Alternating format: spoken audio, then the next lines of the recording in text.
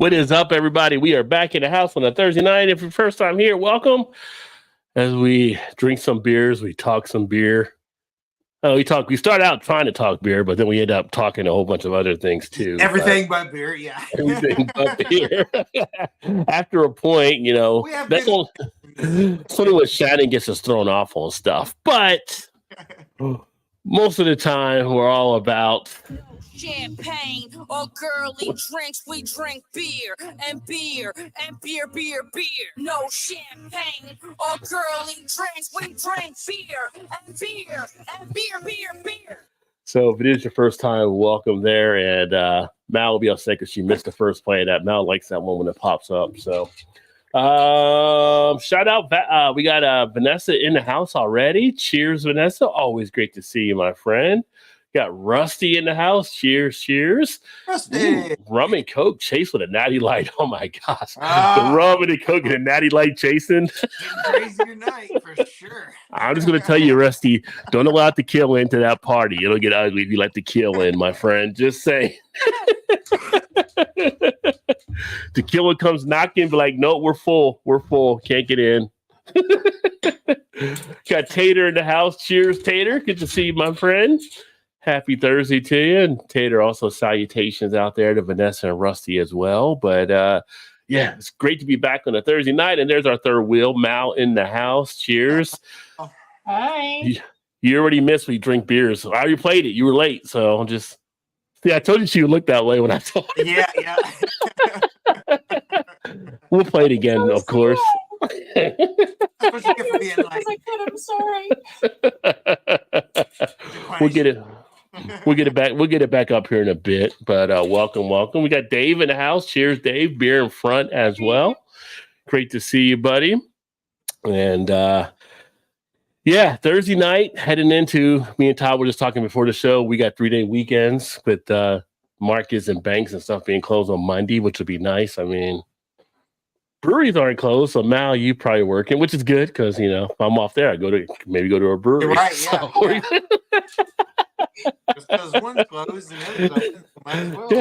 Yeah. Days off. What is that? I haven't heard of that in years. I don't know what you're talking about.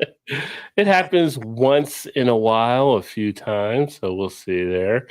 And I was looking for this thing here as we get that scrolling across the bottom. So welcome to the show for everybody. And I reached out to Dave, our buddy here, Beer in Front. So getting him set up to get Liquid Intrusion on his podcast over there. So they were open to doing an interview with him as well. So I'm actually about to crack open one of their beers here. I'm going to actually see them Saturday, probably for a little bit. We've got a little mini like Black Brewers brewery type festival event. And they're going to be one of the breweries there. Viking's going to be there, Black Viking, and a couple other ones I haven't met yet. So it'll be nice to meet a few of the other breweries around here. So trying to get some footage, maybe some upcoming video and stuff from there and everything. So it's kind of funny. I was talking in the store, right? So I'd actually caught up with them last week because they were up to do like a table display one night out there. So I went out to show some love and support. And I ended up meeting another creator that does stuff on Instagram. And she was there with her significant other, both of them. And she was saying like, her friend was her significant was nervous about coming. The place is called Whitey's Liquor. So it's like they're both black. They're like, I don't know. We're going to a place called, it's like, even now, just that name comes out. So it's kind of funny. It's going to be a Black Brewers mini event at Whitey's. So there you go. That's just how it rolls sometimes. That's where that's how 2024 is going to start off. All right, let's roll. It had to have been intentional. It had to have been intentional, right? Yeah.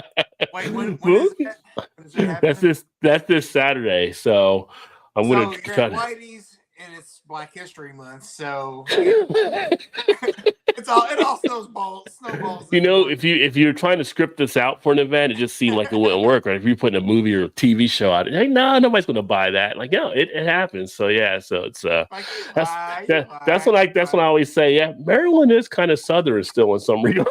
Like you don't see that like in the northern state, people are like, whoa, I don't know how you can pull this off. In the southern state, let's roll with it.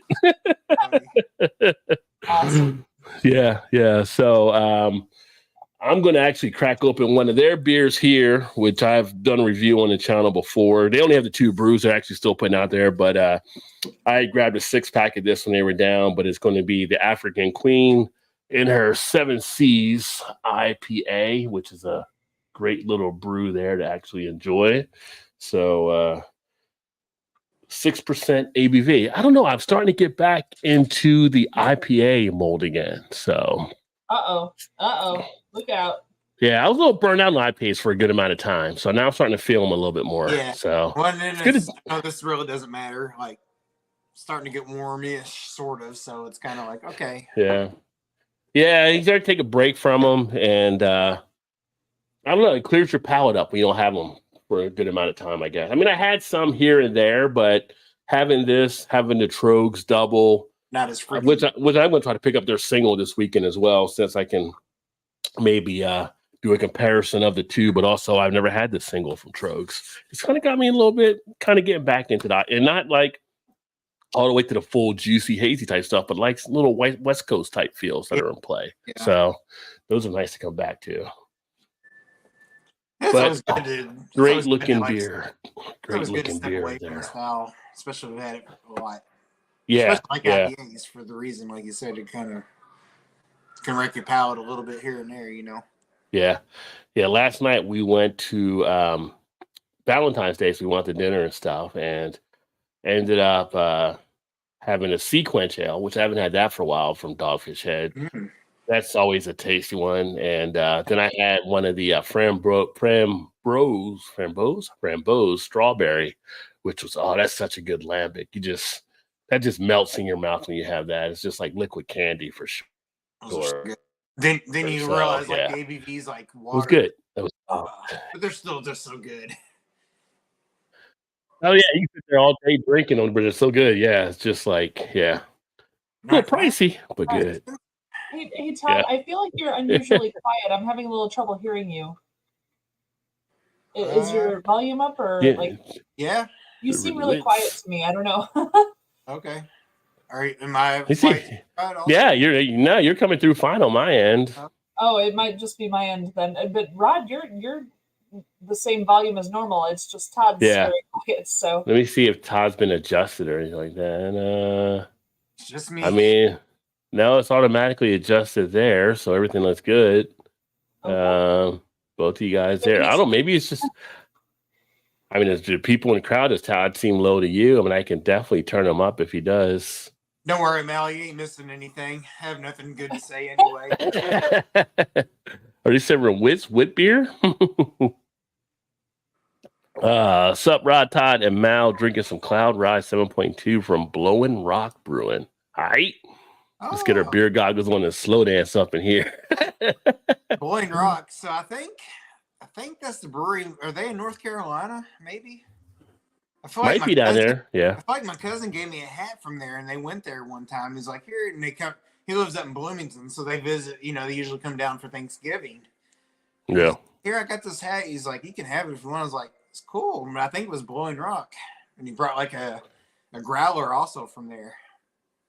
I bet it is probably for that because Emerson's down that way, so I bet it is probably them. I feel like it was North Carolina. I wouldn't swear to that. Maybe it might be South Carolina, but I think it was North Carolina because he used to live in Charlotte, so I think that's, you know. Cheers to Vanessa as well in the house. Vanessa. Oh, look at that. She put us in the same line with Mal tonight. So hey, Rod, not only the same line, but we're ahead of Mallory. Right? You know? We come first tonight. Thank you, Vanessa. Cheers, Kettle. Great to see you, my friend. Okay. Cheers. Y'all haven't checked out Kettlehead. Make sure to check him out on his channel as well. Vanessa audio sounds okay way over here. So she seems to hear everybody all right. All right, good. Todd, casually scream conversationally, be a team player. There you go.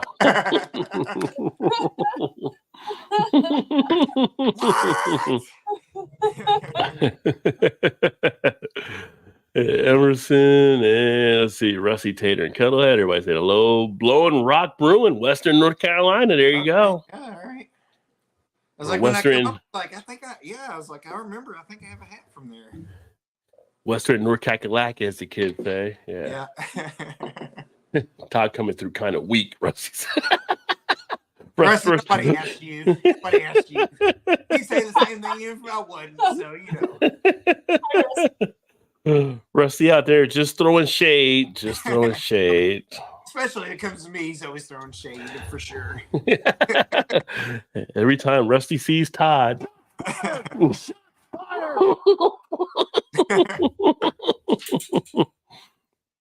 Hello, Unadapted from Vanessa. Hey, Vanessa from Emerson. Everybody, hello. What's up, ladies and gents? And there we go. Everybody's all in there. Everybody's being all happy and cheery. So, always cordial. I cracked my beer open. What beer did you guys crack open for your first one here tonight? You want to go first this time, Todd? Go ahead, Mel. You can go first. Since my name is in front of yours tonight, so you can go first. Fair enough. I feel like tension's building right now. I have a newly tapped one from Ravinia Brewing. It's called Community Matters, and if you were here last week, not last week, the week before. Dave, Dave was having this beer. So, for those of you who know, Ravinia is going through a little issue with a copyright trademark thing with the Ravinia Festival that does music events. They came out with this beer. It has folks like all, arms around each other here, and it has the 2 locations, and then it has the Chicago City skyline in the background. So kind of a cool can art on this one. Yeah. And this is us saying how much community does matter and that we shouldn't be attacking each other. We should be working together. So I kind of love the beer. It is a Vienna lager. It used German noble hops. It's a 5.3% ABV, and it is 18 IBUs. I know it says 18 IBUs, but I have had this one obviously in the tap room because I check the lines when I'm working and everything. Malt forward, caramely, roasty, toasty, but then there is a bit of a hot bite to it. I feel like it's higher than 18. I'd say 25 or so, but they say 18, so I'll go with it. But yeah, really, really lovely beer, easy drinking, and I've been drinking the heck out of it since it came out. So, Nice. But I'm a malt head. I like the malts. She likes a malt, yeah. Oh, and I'm having it in the most gorgeous glass that has ever existed. Oh, look at that glass. That glass is nice. Oh, yeah. That glass is very nice. I'm loving the glassware right now. I should get like one of those things like the I don't know how you get it, but like what's the old like the pen? What movie was it in? He would turn the pen upside down and the clothes will fall off the one. Like you need something where you're drinking the beer and the beer like comes out of the glass there. So that'd be kind of a cool little gimmick. Yeah. Yeah. One of the old sailor type pens from back in the World War II days, I guess. But so Mal actually mentioned that about the thing. I actually put a link in the channel in the video kind of discussing that from back then too, if you want to check it out, folks. We do also have a GoFundMe going right now. I can't recall it off the top of my head, but I will find that information, and if Rod's okay with it, I'll probably toss that in the chat. But we're trying to be able to pay our lawyers and stay open, which is a little tricky right now. So it's so dumb. I know. The whole thing is just ridiculous, and they're playing pretty sneaky right now because there's other things. I can't go into it unfortunately, but there's some underhanded dirty dealing happening that's really kind of messing with us right now, and I can't go into it. I'm sorry. But it's not good. There's some problems. So we'll be all right. We're fighting the good fight. We are going for it. We're just dealing with some stuff. So and Dave over at Beer Front, he's got an interview there with one of the owners too that took place. You can check out the podcast for him. And that was a great interview too. Yeah. Dave does a good job, and he really got good information about the brewery out and stuff. And I forgot who it was he did for your brewery. I knew it was just one of the owners. I can't remember the name offhand, but really good. Yeah, they had a really good talk and chat, and good stuff. And because of Dave, now I'm like, at some point, if I get back to Chicago, I guess I gotta get this damn fried ramen because Dave made it sound like fried ramen was like the next coming of Christ. You have no idea. And the funniest thing, that was Chu's idea. It was Chu's Yeah. idea. I love Yeah. that it was Chu's idea. He went to the chef. He's like, "Well, can I have it in a burrito?" And the chef's like, "Yeah, you can. Let me work on that." And he made it, and she was the first one to try it and taste test it, and like that was all Chu. Just so y'all Yeah. know. Nice. Of course, then it comes to the question of why would you think to have ramen in a burrito? I don't know where Chu's mind works some days. I'm just like, how does he even put that together? He wants it. He wants it handheld. He wants a handheld thing.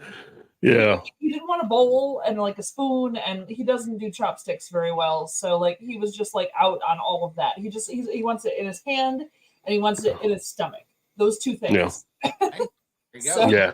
Yeah. Hey, it works. I mean, that's how good things start. I mean, Primanti Brothers out in Pittsburgh, truckers didn't have time for stuff, so they put the fries, everything right on the sandwich, all in one spot. So innovation, it comes from everywhere. So yeah, they should have named it like well, I guess I can't say that now because it might be racist or something like that. But I was gonna say like they should have named like the Fu Manchu or something like that, like for name. But I was like, you can't say that, I guess. Well, I don't know what to say, but it should have been something with Chu's name in the title.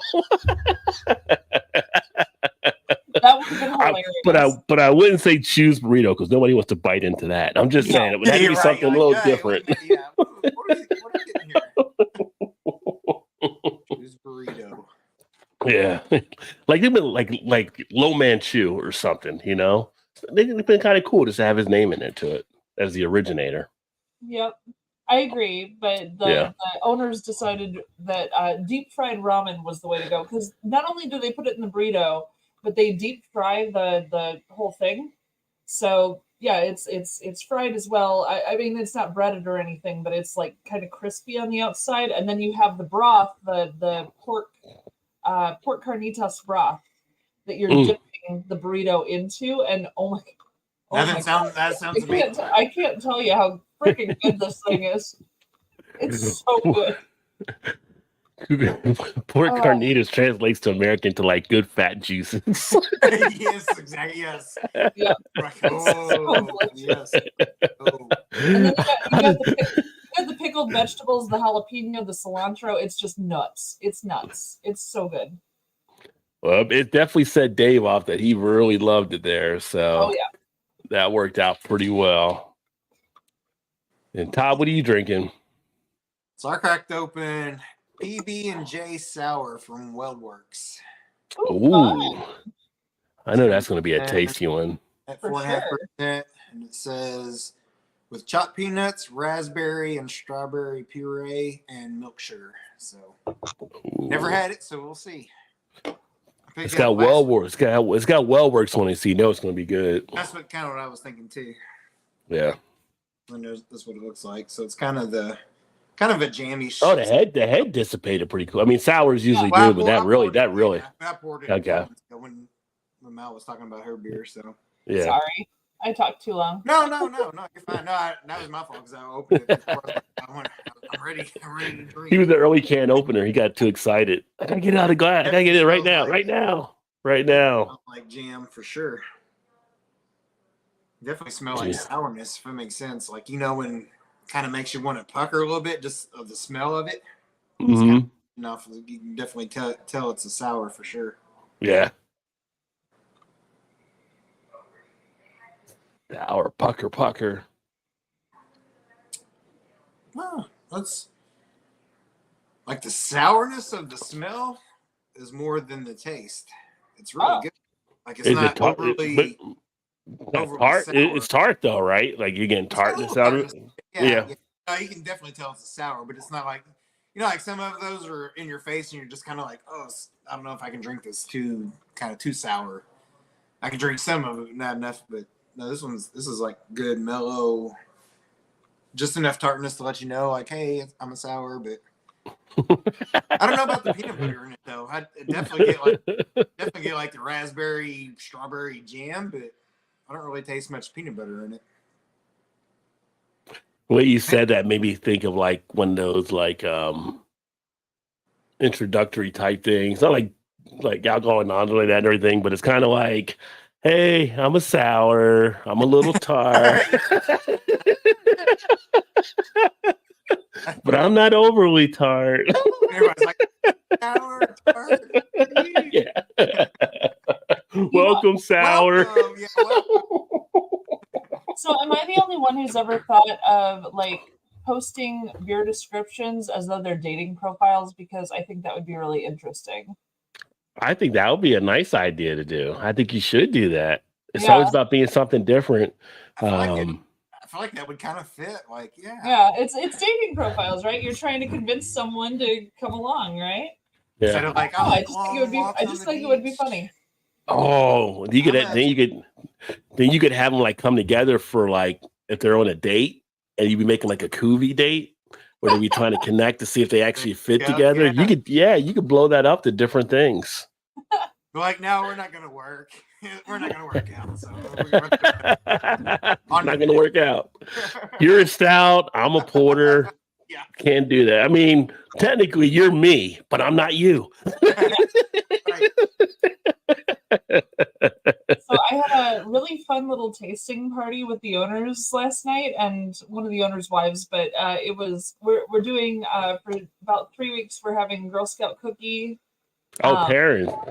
With the flight. That's real popular right now. Yeah. It was, and we've been doing it for years. But yeah, so some of the money goes to support one of the Girl Scout troops in town. It's really cute. So we had 5 different cookies, and they poured 4 like 2-ounce pours of all 14 of our taps, and we're sitting there tasting a cookie and then trying it with all the different beers, and like it was ridiculous. There were so many little tasting glasses on our table, like there was no room for anything else. It was ridiculous. I'm just saying a good amount of taps and girls, the combinations are endless. We could be here for a while, folks. Yeah. Strap it in. It was a lot of fun, I gotta say. So would y'all do we had a good time. like vote on your best combinations? Yeah. Is that what? Well, I mean, so we would narrow it down, and then like one of us would try this cookie with this beer, and we go like, don't do it. It's awful. Like we would warn each other. Don't do that one. All right. Well, we had like a chocolate peanut butter cookie, and then we tried it with a grapefruit forward pale ale, and it was like, oh hell no. No. That was painful. So yeah. Then like 15 tastings in, they're just all around the table. This one goes good together. A couple of more sit there going, man, we got to get home. We got to order food for the kids. We can't finish all these. I'm like, hey, no alcohol use in this space. You know that. That's I right. ain't wasting no beer. And they're No like, drink Got it. poured. can't do it. You could have Coovie 2 beers together to pair up with 1 cookie too, because you got extra taps, so you could make even a special type thing there too. Yeah. Did you have the dosey doos? What did we say last week? Those. You put that like you could put that probably like some of the a peanut butter, like a porter or a stout, like a peanut butter. The Dosey-Do is actually paired with our they call it a Midwest IPA, but I'm sorry, it's a West Coast. I don't care what the owners say. That's a West Coast IPA. But yeah, the pine forward and the hoppiness actually worked really well with the little oatmeal cookie with the Really butter in it. It actually worked really nicely. So that is on our tasting flight.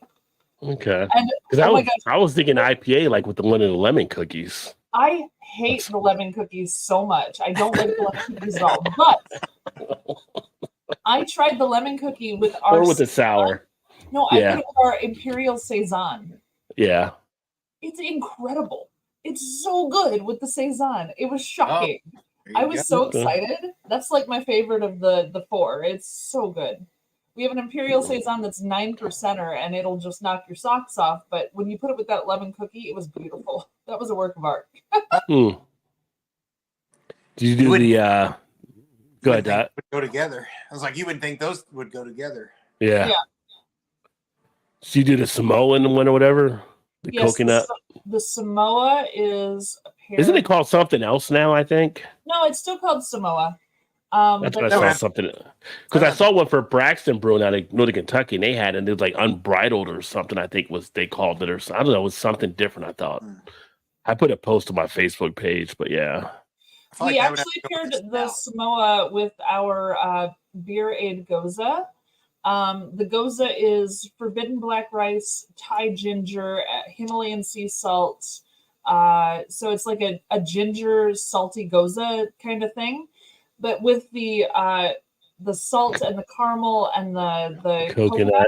it actually Yeah, worked really, really well. So the Samoa went great with the goza. I can see that. And then our last one was one of the owners did not want to put Thin Mints in. He did not want Thin Mints, no Thin Mints, no Thin Mints. We have a beer called Tiny Tim Cookie Beer, and it tastes like ginger snaps.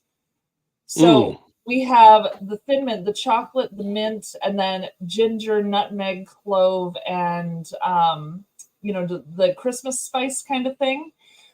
It's like a Christmas party in your mouth. It's insane. It shouldn't work, but it did work. I'm sorry, it just did.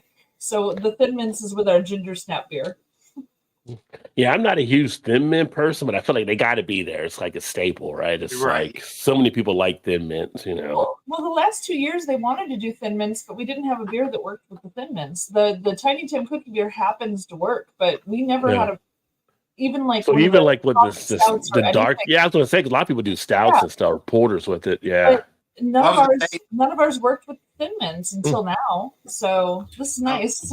I was gonna say the combinations you just said. I wouldn't feel like they'd be the first thing that pops in your mind to pair it with. You know what I mean? Like they'll feel like they're camping out in right field or whatever. But Yeah. I will say that trying the Thin Mints with our Saison kind of broke my soul in a couple places. I don't know if I can recover from that because a Saison with a Thin Mint cookie was unpleasant on so many levels that I don't know if it's that bad. It was was the that new Belgium fat tire unpleasant?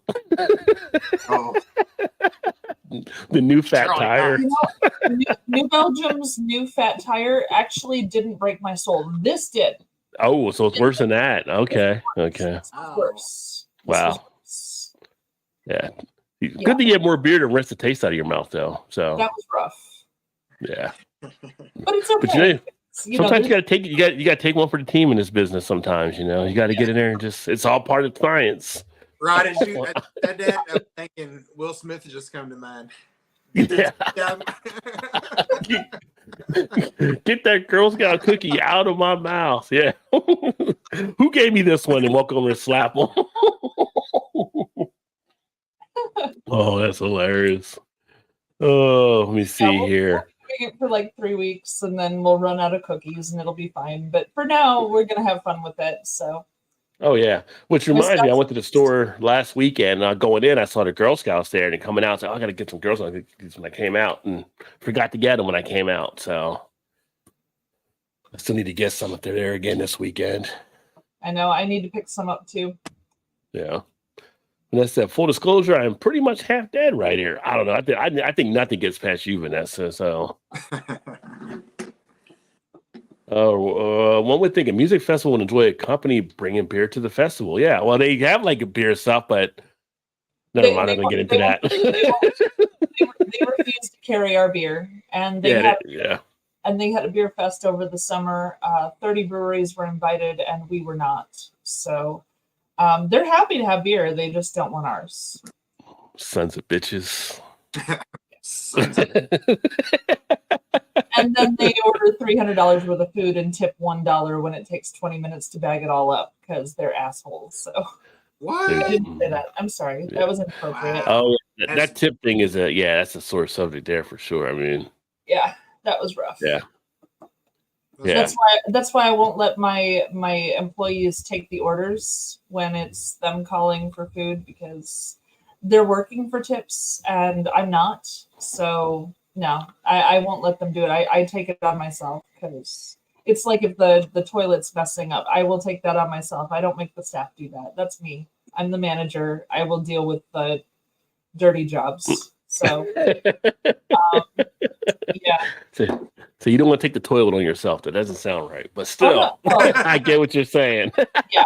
I mean, honestly, if there's an issue with the plumbing or an issue with something that's well beyond $8.40 an hour, I will take Yeah. that on myself. I won't make that. My staff doesn't have to do those things. That's all me. So Yeah. No, you're a good manager. I'm sure you take the shots for your people. I'm sure.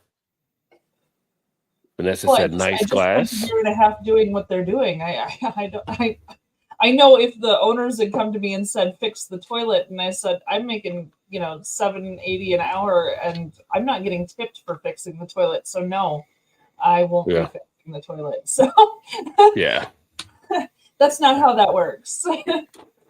Well, thank you, Vanessa. And actually, that reminds me. So, if you guys want to see more of the glassware, I just put a link out there as well. You can check out. But also, if you haven't checked out Mal's channel, got to drop a link for her channel there too. So there you go. But it's a little lacking in content at the moment, but we are working on it. We're getting there. We're trying so hard. Like, we have several videos ready, and we just have to finish the editing, and then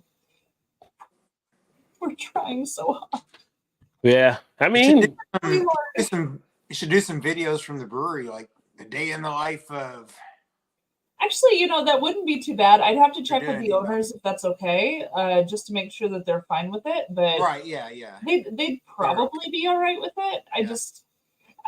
I'm worried that I'll be focused on videoing and recording and stuff, and I won't be handling my actual managerial duties. That's what concerns me. I'd have to go in on a day off to do it, and then I would be in people's way on top of that. So I'm like, I have to. Would be. It could be like a day. You know what would be cool, because like if you ever watch like Bar Rescue, like one of the things they actually do. Shut it down! Shut it down! Not yet. I know what you're doing, but not yet. One of the things John Taffer will have some of the restaurants set up sometimes is like a photo booth where people can stand and do Instagram stuff. So it'd be kind of cool if there was like a spot you could have there, and people could record a quick little video, and then you would replay it back on your channel for them. Like, hey, we're at blah, blah, blah, having a great time. Here's some beer we're throwing down. Y'all should come down and check it out. And you could actually repost that back up, which would be a cool thing. Yeah. That's an interesting idea. Yeah. Because the owners about that? Yeah, of course. So, but it's basically, instead of it being just like an Instagram type shot, you got to move with technology. You could actually shoot a quick video and upload that as a shorts or whatever like that and everything, or a TikTok thing. And that will go quicker to get people interested. Hey, what's going on down here at Ravinia? I see videos popping up, people having a great time, whatever. And you'd have like a little booth type area. You'd have something with the Ravinia logo behind or whatever, where people can go there and just take a quick shot and upload. Or you don't even have to put anything there. You can actually set it up and encourage people to do it, and people will do it themselves. And then just say hashtag Ravinia or whatever like that, and then everything like that and everything. Mm-hmm. And there's just different things you can do there. I mean, I may know a little bit of stuff about marketing, just a little, but thank you. I appreciate it. That's awesome. Yeah. So Ravinia Brewing actually does have a YouTube channel. They do. Mm-hmm. They have one video on their YouTube channel, and it was posted years ago from Catherine, who was kind of like the GM, like 2 people back from me. So she was a ways back. I knew her as a customer. I didn't work for her. And they have one video, and it's literally like a little educational video on the bar and stuff. Like, that's it. And they have I think 6 subscribers, but something like that could really build it up a little bit. And I think that would be kind of neat and helpful. So I will talk to the owners and see if maybe there's something we can do to kind of set up a thing to, I don't know, give us a little PR on this side. That's not, just the news channels and whatnot that we're doing right now. So if they ever wanted short, be just throw it on TikTok, because I feel like that's where a lot of well the trick is and I could do a TikTok too, but the trick is I'd have to actually review the things that people are filming, so that I know what's Yeah. going up on our channel before I put it anywhere. Yeah. There's some people who will take advantage and not do the right thing, or be too drunk when they do it. Or, yeah, just somebody that can kind of clear it through. Anybody. I don't want them to be like, "Oh yeah, totally post that," and then I come to them the next day. Are you sure you want me to post? What Yeah. Because Or a week later, want like, that up did you there. post that? Yeah. So Like, yeah, Yeah. there will have to be a vetting process on the videos, but I could see with the owners and see if there's something we could do. I that would be cool. Yeah, well, if they ever want to kick anything around for YouTube ideas, you know how to get a hold of me. But one of the things I want to do is maybe down the line branch out a little bit more consultant anyway. So, and working with some different things and being able to share some ideas there. So, Kettlehead pouring up a peel out IPA from Wild Rose Brewing. Very nice. And Shane in the house, he said, "Cheers, guys. Busy for about 15, but I'll be back." So he's running around like crazy. Well, I probably said hi to nobody then, but He yes, might be back now. I mean, it's been probably 15 since I've gotten to his He's comment, so probably he might be there back now. He's like, they still haven't read that comment yet. Yeah, So it's like, dang. deep fried ramen. Yes, yeah, Vanessa, you got deep fried ramen there in Chi-Town. For So the good. win. For the win. Handheld foods are always good. Get them when to go. agreed. Let's look at Ravinia's Jazz Festival Jazz Dial with Pharaoh Sanders. Time to pass it towards the brie and people get it. Well, I mean, they call themselves a jazz festival, but last year they had Jason Mraz, they had Carrie Underwood, they've had Taylor Swift, they'll have the Gypsy Kings, they'll have, I mean, so when we have a guitarist, Did they have Jazzy Jeff? obviously we're They have Jazzy infringing- Jeff. Yeah, Jazzy Jeff.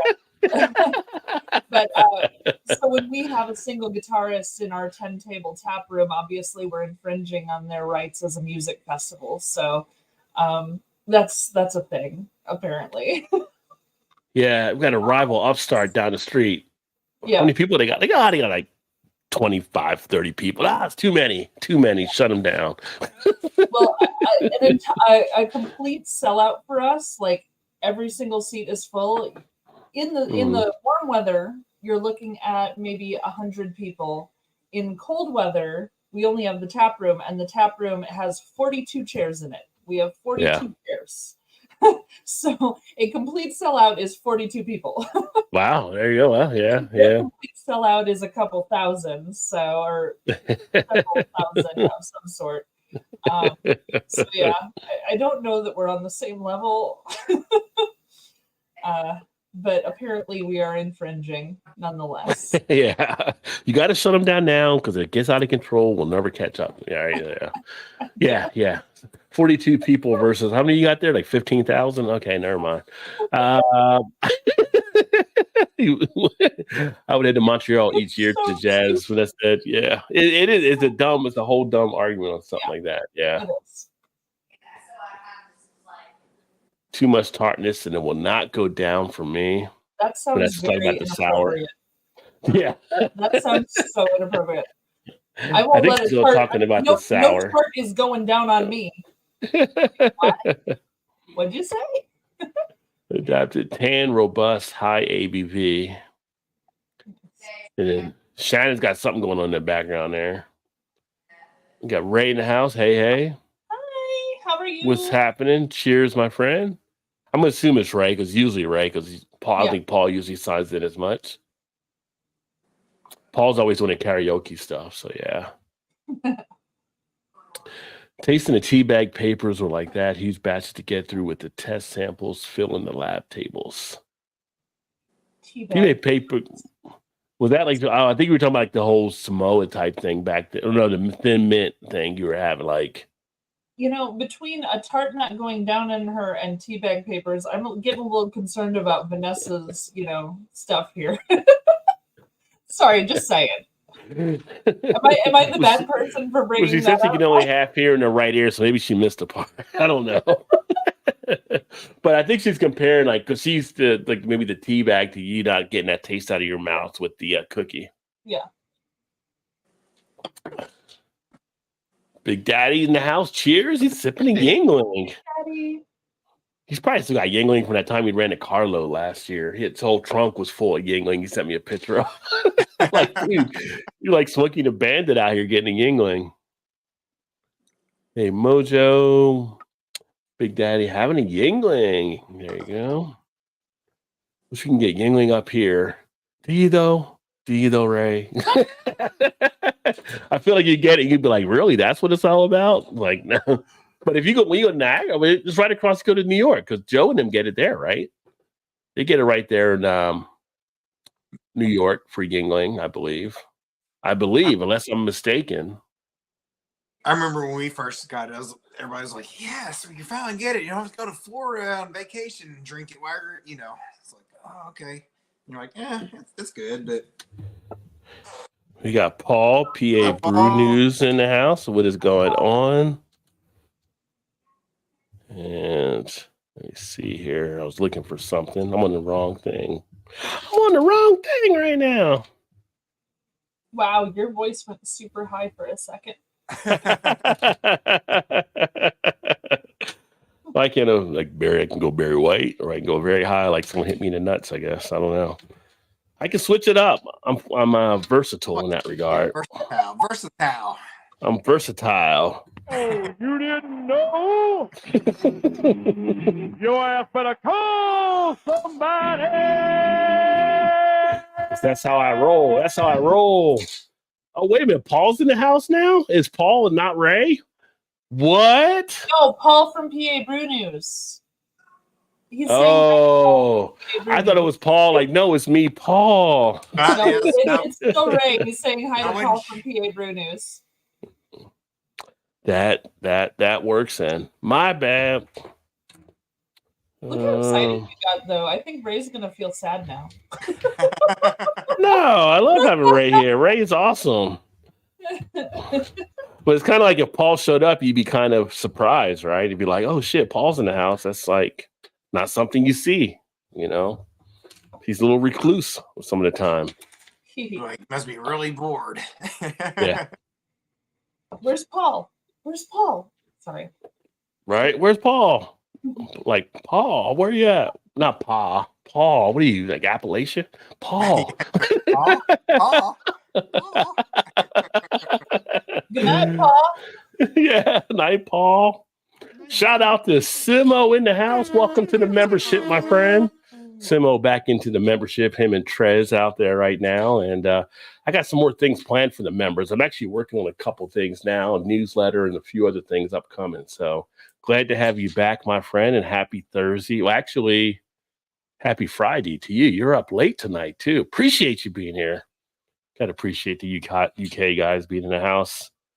Which the UK guys were kind of getting a little tormented the other day going to Germany because they had higher beer. You missed it last week, Mal. We were talking about that, but they had a Euro tournament this past weekend. Oh, okay. And UK was warning their people about going to Germany because the beer was stronger. But that's like, and what ended up happening is what we get, like you get a new person at work or a new kid in school, and they're like, this is so-and-so, the new kid, or the kids come up with a nickname or something for that person. And they'll go to the teacher, like, I don't like the nickname they're calling me. And the teacher will be like, don't call them this nickname. They don't feel comfortable with it. What do? You start calling a kid that nickname because that's what you did, right? Yeah. So everybody starts doing it. Yeah. And so the UK came out about the whole thing about the beer. So all the German people started mocking the UK people like they couldn't hold their beer. And it just became like a whole crazy thing over there. So, but I know people like Simo, Craig, Harry, all those guys, they can handle their beer. Peter, they all can put it down. They should have sent them as like Beer Fest representatives, like in the old movie when they went over there. So, but welcome back, Simo. I'm trying to see where I was in the comments here too. I think the last one was Paul. So there we go. Feeling better. So Paul was down a little bit. And hi, PA. So Mallory, they have no taste. They drink beer through their butt. I don't know where these conversations are going at this point, right? When you hear about the other conversation. Where was that really? What? Huh? What was said before that caused that statement? I'm very lost right now. I'm kind of lost on where he came with that one there, but I have no taste. Who doesn't have taste? Who's drinking beer through there? What? I mean, they do say I mean, that's the fastest way to get drunk if you were to. I mean, I'll admit, like I have a short-term memory issues, but I don't know what that's in relation to. I mean, they're taste buds, not taste butts. So I don't know. Oh, he just wrote it was a reference to the festival not wanting our beer. Oh. Okay. I love you so much. Thank you. Now that makes it. I'm good. And then that makes you think, yeah, we gotta slow the joke down. We didn't even drinking that much yet, right? So Well, yeah. But I mean, our beer is good. I wouldn't work there if the beer wasn't good because I'm obsessed with beer. So yeah. like the beer is damn good, and they're just petty and mean. they're just butt heads. So yeah. It's butt head. Vanessa got to go to Indiana to get my Yingling. Yeah, he's got to go across the border there for that. Which I still can't believe it's not in Illinois yet. I know. I mean, you're right there. Rod, you just went all fuzzy. Fuzzy wuzzy. Am I back now? Yeah. Yeah. I was out of focus on my camera there for a second. Yeah, you went fuzzy. Yeah. Indiana. Yeesh. I could just dump the ditch and grab some in Buffalo, right? Yeah. So you got it right there. I thought in New York. Hooray.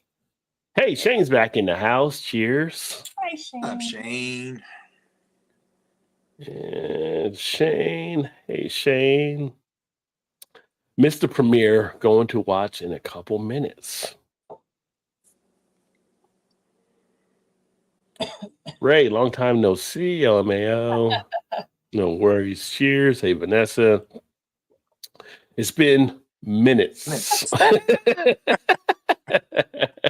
must have been hanging out. The heart grows fonder when you're not there, right? At least. Careful, don't want to hijack this chat. Oh, hijack away. Wouldn't be the first. Would be the first time. No, it wouldn't. Just realized you got a baby face, Rod, looking like you're ready to bring back your college radio station. Yeah, I decided to mix it up, shave it off a little bit there, kind of the last couple weeks and stuff. I don't know. I started taking down the beard and I started like trimming the mustache. And it's like, if you're a guy, you get to that point where you trim a mustache and you go too far on one side, not the other. And you're just like, fuck, it's got to all come off. All has to come off now. I got to restart. And so I just haven't restarted growing it back yet. It's like, you know what? I had off last week. Let's go ahead this week again. But yeah. Yeah, you and Chu should have a long conversation about that because yeah. But Chu's got the Raleigh fingers going. He can't. He's committed at this point. He can't do anything about that. Oh my god. Ty can't shave his beard. He's not allowed to shave his beard. When he's waxing it and he's like, rolling and waxing his mustache, it comes out to here now. Yeah. It's like 5 inches from his face on both sides now. And then he'll do the spirals, but oh my god. Like this mustache, it's just taken over his face. Like there's that's so awesome. much in so many ways. That's awesome. There's so much mustache. It's so much stash. It doesn't stop. It just keeps going. He's gonna be like Salvador Daliing here soon, and it's just like insane. I don't even know. No, but the best part of that is his little thing to pull his mustache up so he can drink his beer. Yeah. Oh yeah. The curtain lift so that he can drink. Yes. It's this thing. I remember when you guys were here and he pulled that. I was like, "What are you doing?" He's like, I was like, okay, I get it now. And pull it up and drink beer. Like, yeah, okay. he has the curtain lift, and then he drinks, and then he puts the curtain back down. I was just trying to imagine Chu with that mustache and a mullet, and just see how you pull that off. That would be a combination to see right there. I hope to God he's not listening right now. I swear to God, if he ends up doing a mullet, he's going to now. I did not sign on for this.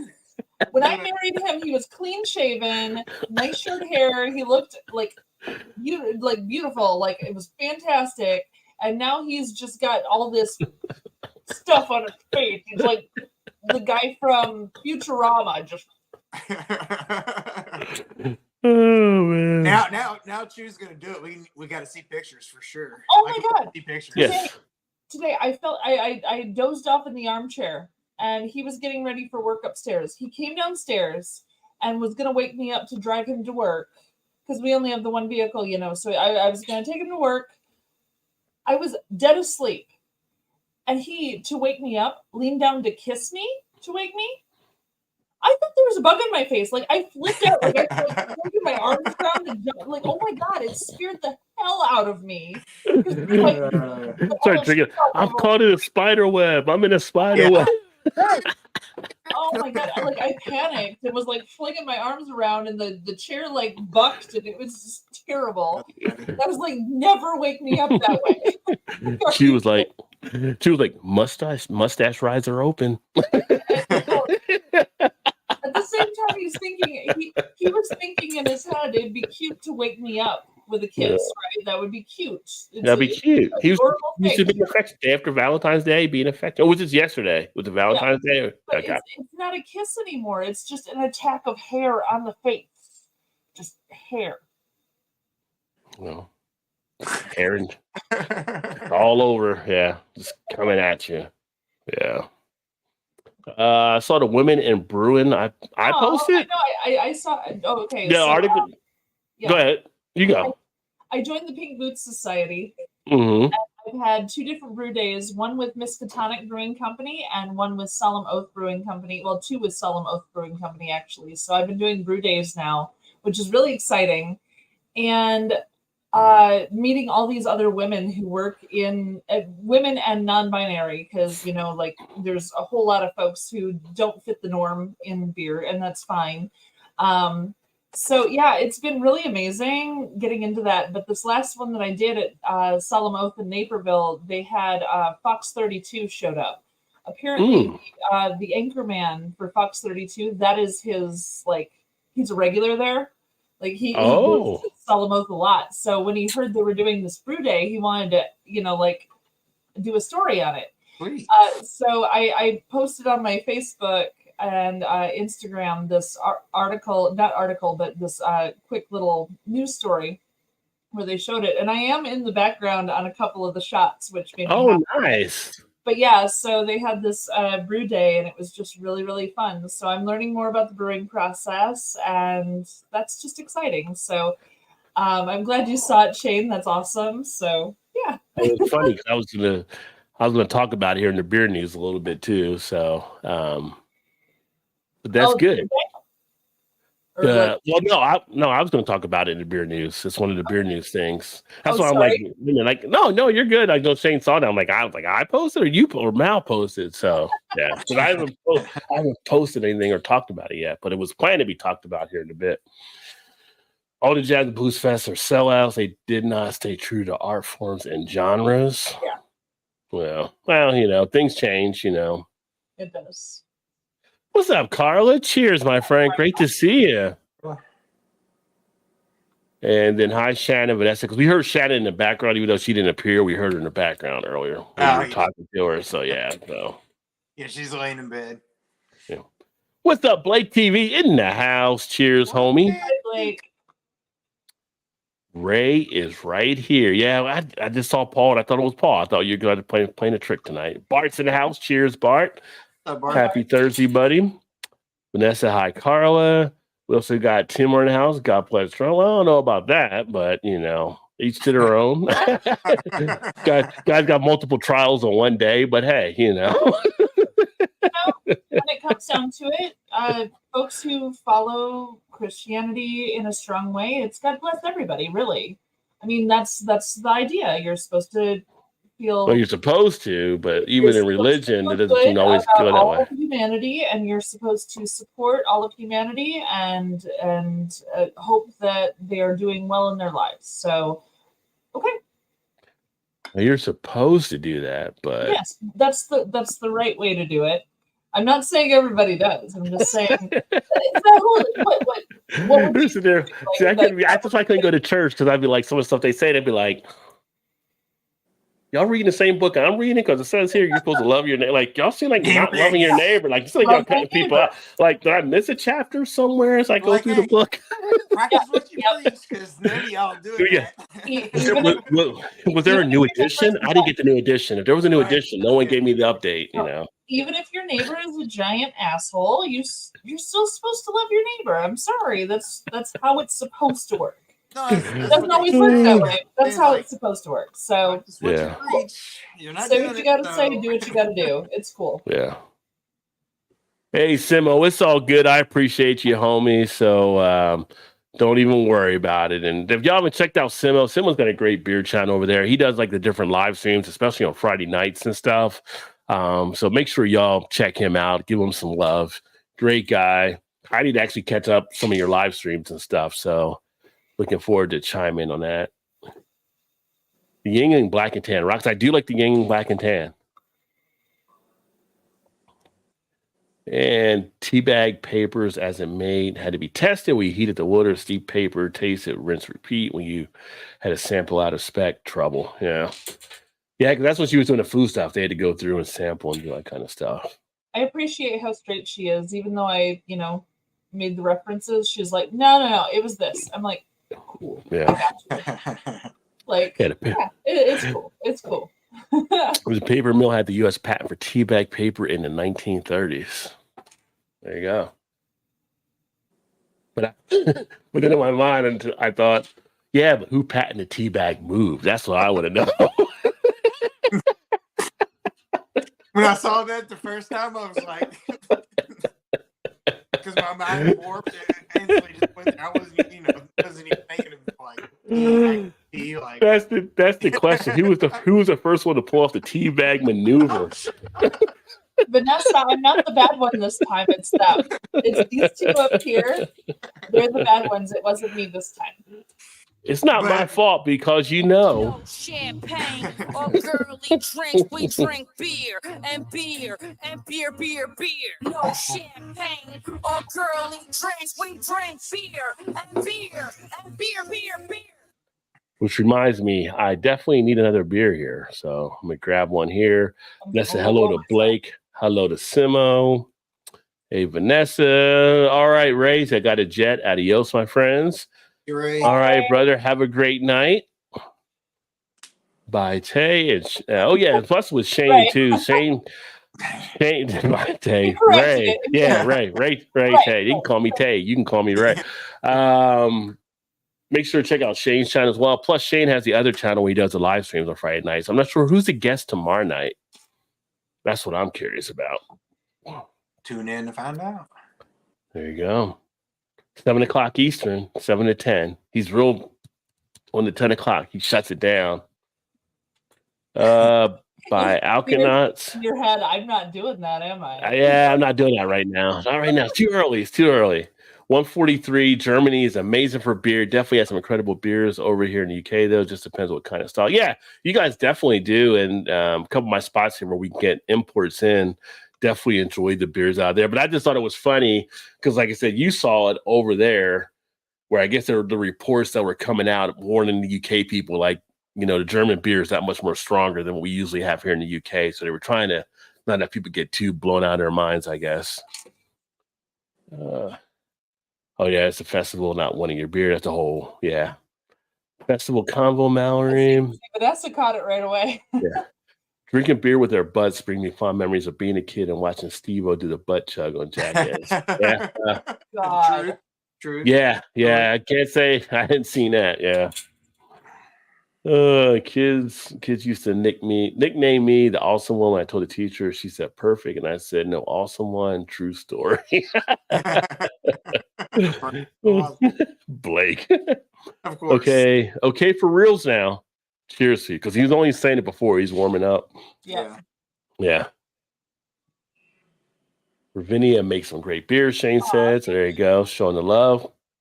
Hey, we got Craig in the house. Cheers, Craig. It's been a while, my friend. Hey. Happy Thursday to you, buddy. Or happy Friday to you as well. Hope all's well. Yes. Hopefully you're doing okay. We haven't spoken a bit, so yeah. And I don't know if you went over to the Euro tourney or not. I don't know who's all into. Over there, football is a big pastime. Therefore, not our football. Soccer, as we say here, football over there, and the rest of the world. It's just, it's like us and the whole metric thing. We're going to still keep using our imperial system.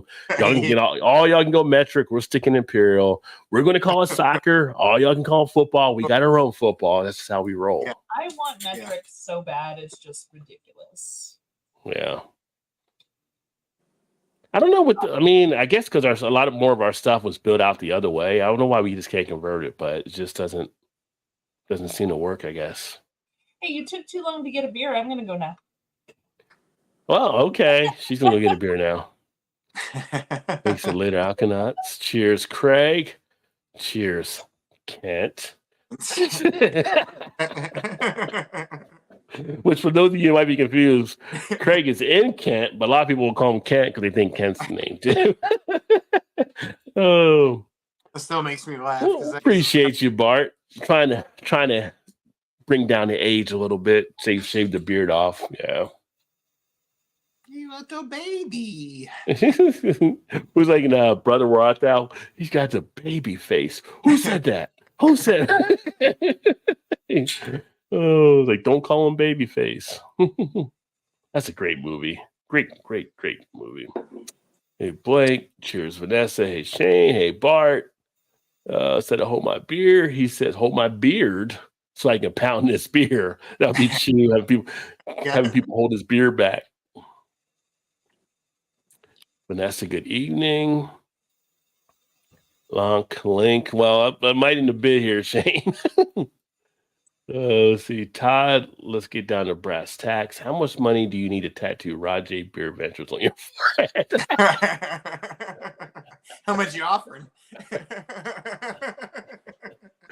Well, at least it's that forehead, not anywhere else. Kind of would have been like, oh, hey, because you never know with Emerson for sure. I mean, that's probably the next question, I'm sure. Right? Oh, let me see here. And then Vanessa also put up Mal's link, which is good. And the patent covered how to use hemp fibers and tea bag papers. It actually covered how to form a continuous sheet, angle of the pulp dropped on the wire screen to the other roller. There you go. Rolling. Wait a minute. You rolling tea or you rolling something else? Now that I think about it. Because I know how you party back in the day, Vanessa. Using tea bag papers instead. So. It may have started out with tea, and they're like, you know what else we could use this for? Good time, might as well. Why not?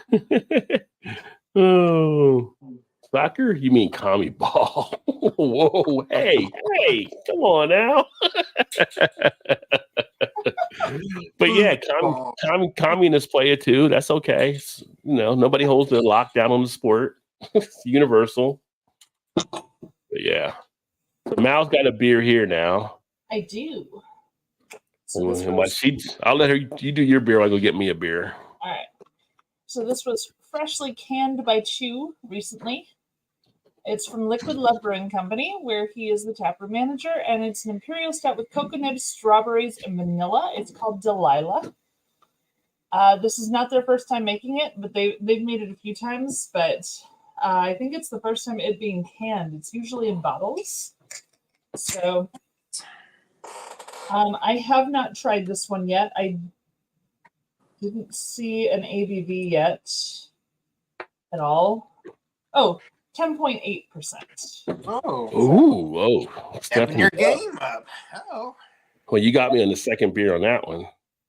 So yeah, it's strawberry and vanilla and cocoa nibs in an imperial stout, and it's wow. Cocoa nibs. Motor oil beer, very dark. It really makes you motor. Yes, there, Rod. Just so you know, you're standing out. That is one sexy looking glass. It really is. Bring that to the big screen. God, that's a sexy looking glass. It really is. Yeah. That's what the good stuff is right there. Says get your beer on, just so you know. So yeah, baby. That's a good glass. Gotta say. You sexy motherfucker. All of the bitter chocolate. The bitter chocolate is all I'm smelling. Well. A little bit of strawberry. So just a little bit. Yet. Obviously the head burned off literally immediately. Because you know what? It's in a hot glass. Wow. Ooh, glass is like feel the heat. You remember? Did you say coconut also? No. Cocoa nibs. Cocoa nibs. Okay. I thought you Yeah, said strawberry and vanilla. Do you remember the ice cream treats that are like the strawberry sundae, but it's like a popsicle, and it has Oh, like that's cream like a from strawberry outside? shortcake, Strawberry popsicle. Yeah, style. yeah. I This may be familiar with one or two or 100 of those. I don't know. maybe one. this has that flavor, but with the chocolate added in, and Oh, like a bitter chocolate or like a super dark chocolate, like high nice. percentage dark like chocolate. the Dove's tug, like the 96% chocolate, Yeah. like or Yeah, oh like the wow, high that is level bitter. Yeah, bitter chocolate, but with that ice cream. So picture that ice cream treat covered in the super bitter chocolate. That is the spear. It does not come across boozy. It does not burn on the way down, and that is dangerous as hell right there. That is a Mm. dangerous freaking beer. Oh my god. It's Rod, I beautiful. don't It's know like about you, dessert. but I don't know if I believe it or not. So I mean, we have to taste it ourselves. I think. I think so. No. But anytime you can avoid the burning sensation, it's a good thing. Yeah. Valentine's Day is all about avoiding the burning sensation. Yes. Oh, Ray in the house. Cheers, Ray. What is going on, my friend? Ray. Where's Ray? And let's see here. Oh, wait a minute. Well, yeah. I mean, increase the efficiency of the hemp bale moisture. Test needs months from $10 to $1,000 spent to just 2 employees for 4 hours and one. So we're talking about the hemp tea bags. stuff. So yeah, but I still saying she used that roller for something else. I'm sure. Valentine's beer. How It festive, is a right? Valentine's Day. I mean, they even dotted the I with a little heart. Oops, there we go. Dotted the I with a little heart. So yeah. Shane said, I need one of those. Oh, it's really good. Like You ridiculous. ain't the only one, Shane. Yeah. Hour for the day. It was 2 people for 4 hours, about a week doing computations with the manual calculator and hand-drawn charts. There you go. I have pure cocoa powder in the cupboard, about as dark and pure as they can make it. Nice. She probably made it herself, I'm sure. Yes, she went to South America, got the beans herself, brought them home. Sound like she's talking about cocaine. I got the pure stuff, uncut. Yeah. Cheers again. I got the shit that drives Pablo. Pablo wants it. So here's going to crack open Tasty Victory? Cake Ale, Victory Tasty Cake. So this is one I just put the review up on, I think yesterday on the channel.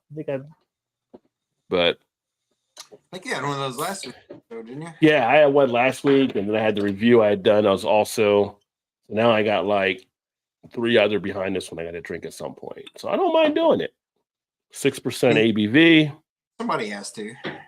Golden Ale, making its way around. We've had, I know Joe did a review on it. Matt from Massive did a review on it. I've seen a few other beer tubers doing it. Obviously, me, Matt, Joe grew up on the East Coast, so we have Tasty Cake through our land.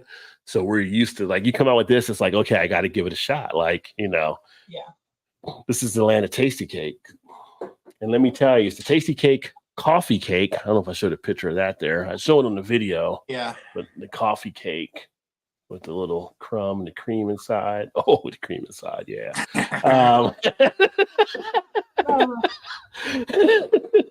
One track mind there. And she's not even here. She's not even missing all kinds of good material for tonight. I know.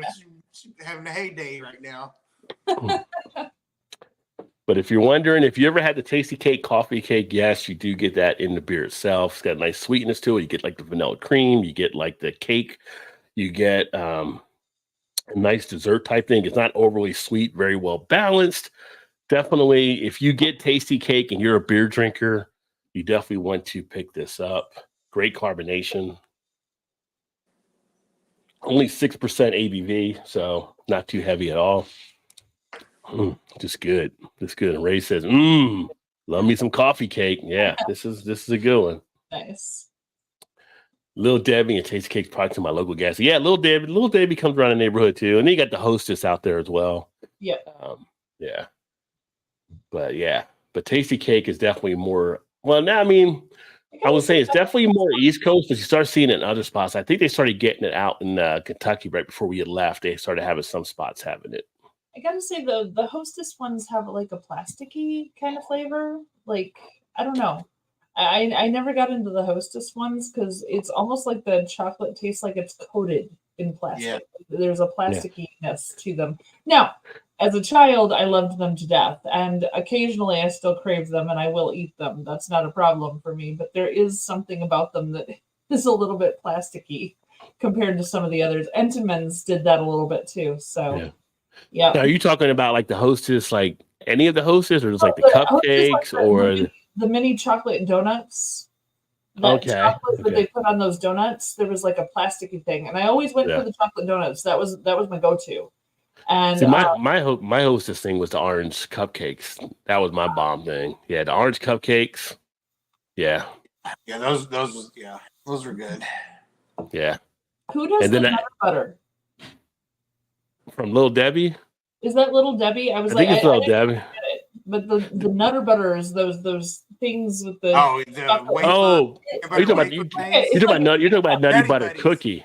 Nutter Butter Cookie is Nabisco. Oh wait, not those, but the ones that have the wafers that are. It's like a Kit Kat, but it's big. Nutty Buddies, aren't they Nutty Buddies? Nutty Buddies. Okay, is that it? Okay. I thought Nutty Buddy was ice cream cone. No.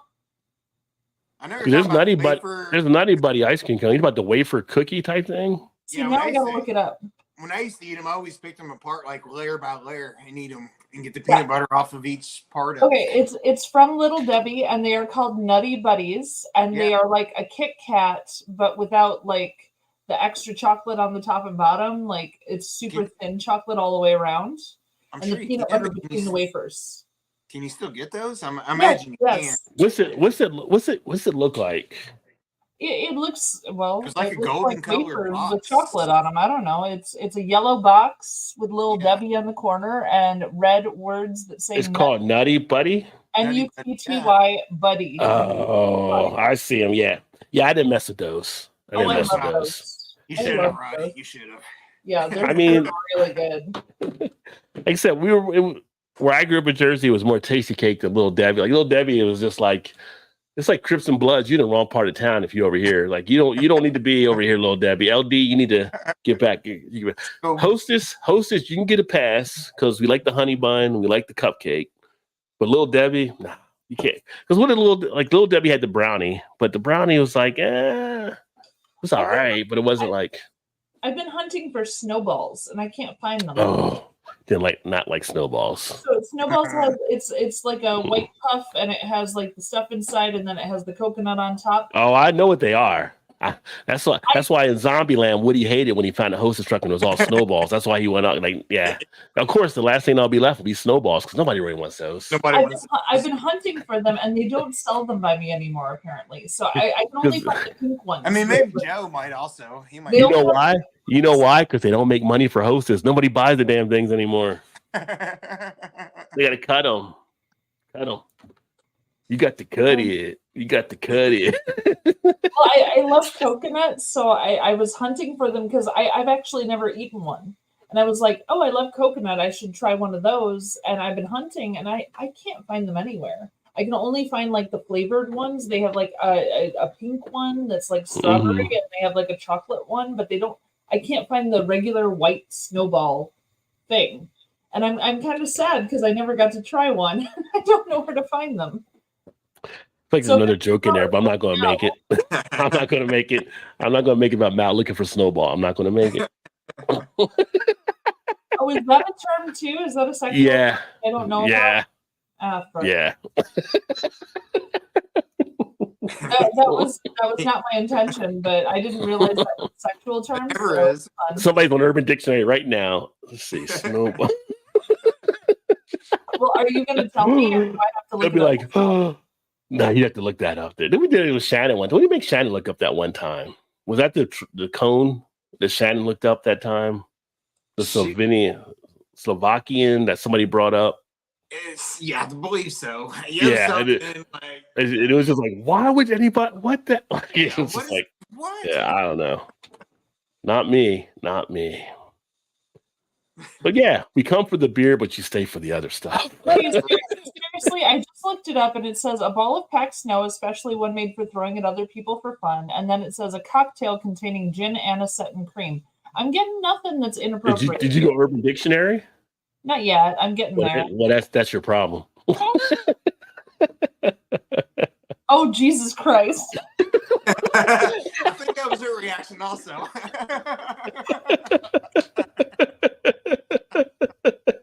The good old Urban Dictionary.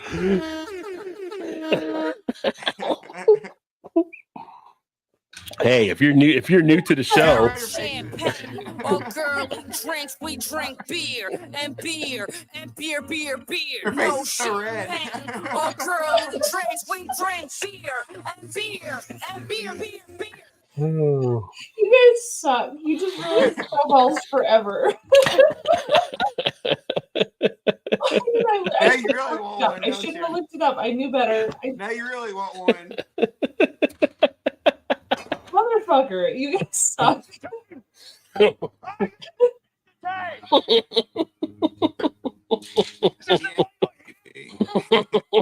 Seriously, you're bad people. Bad people.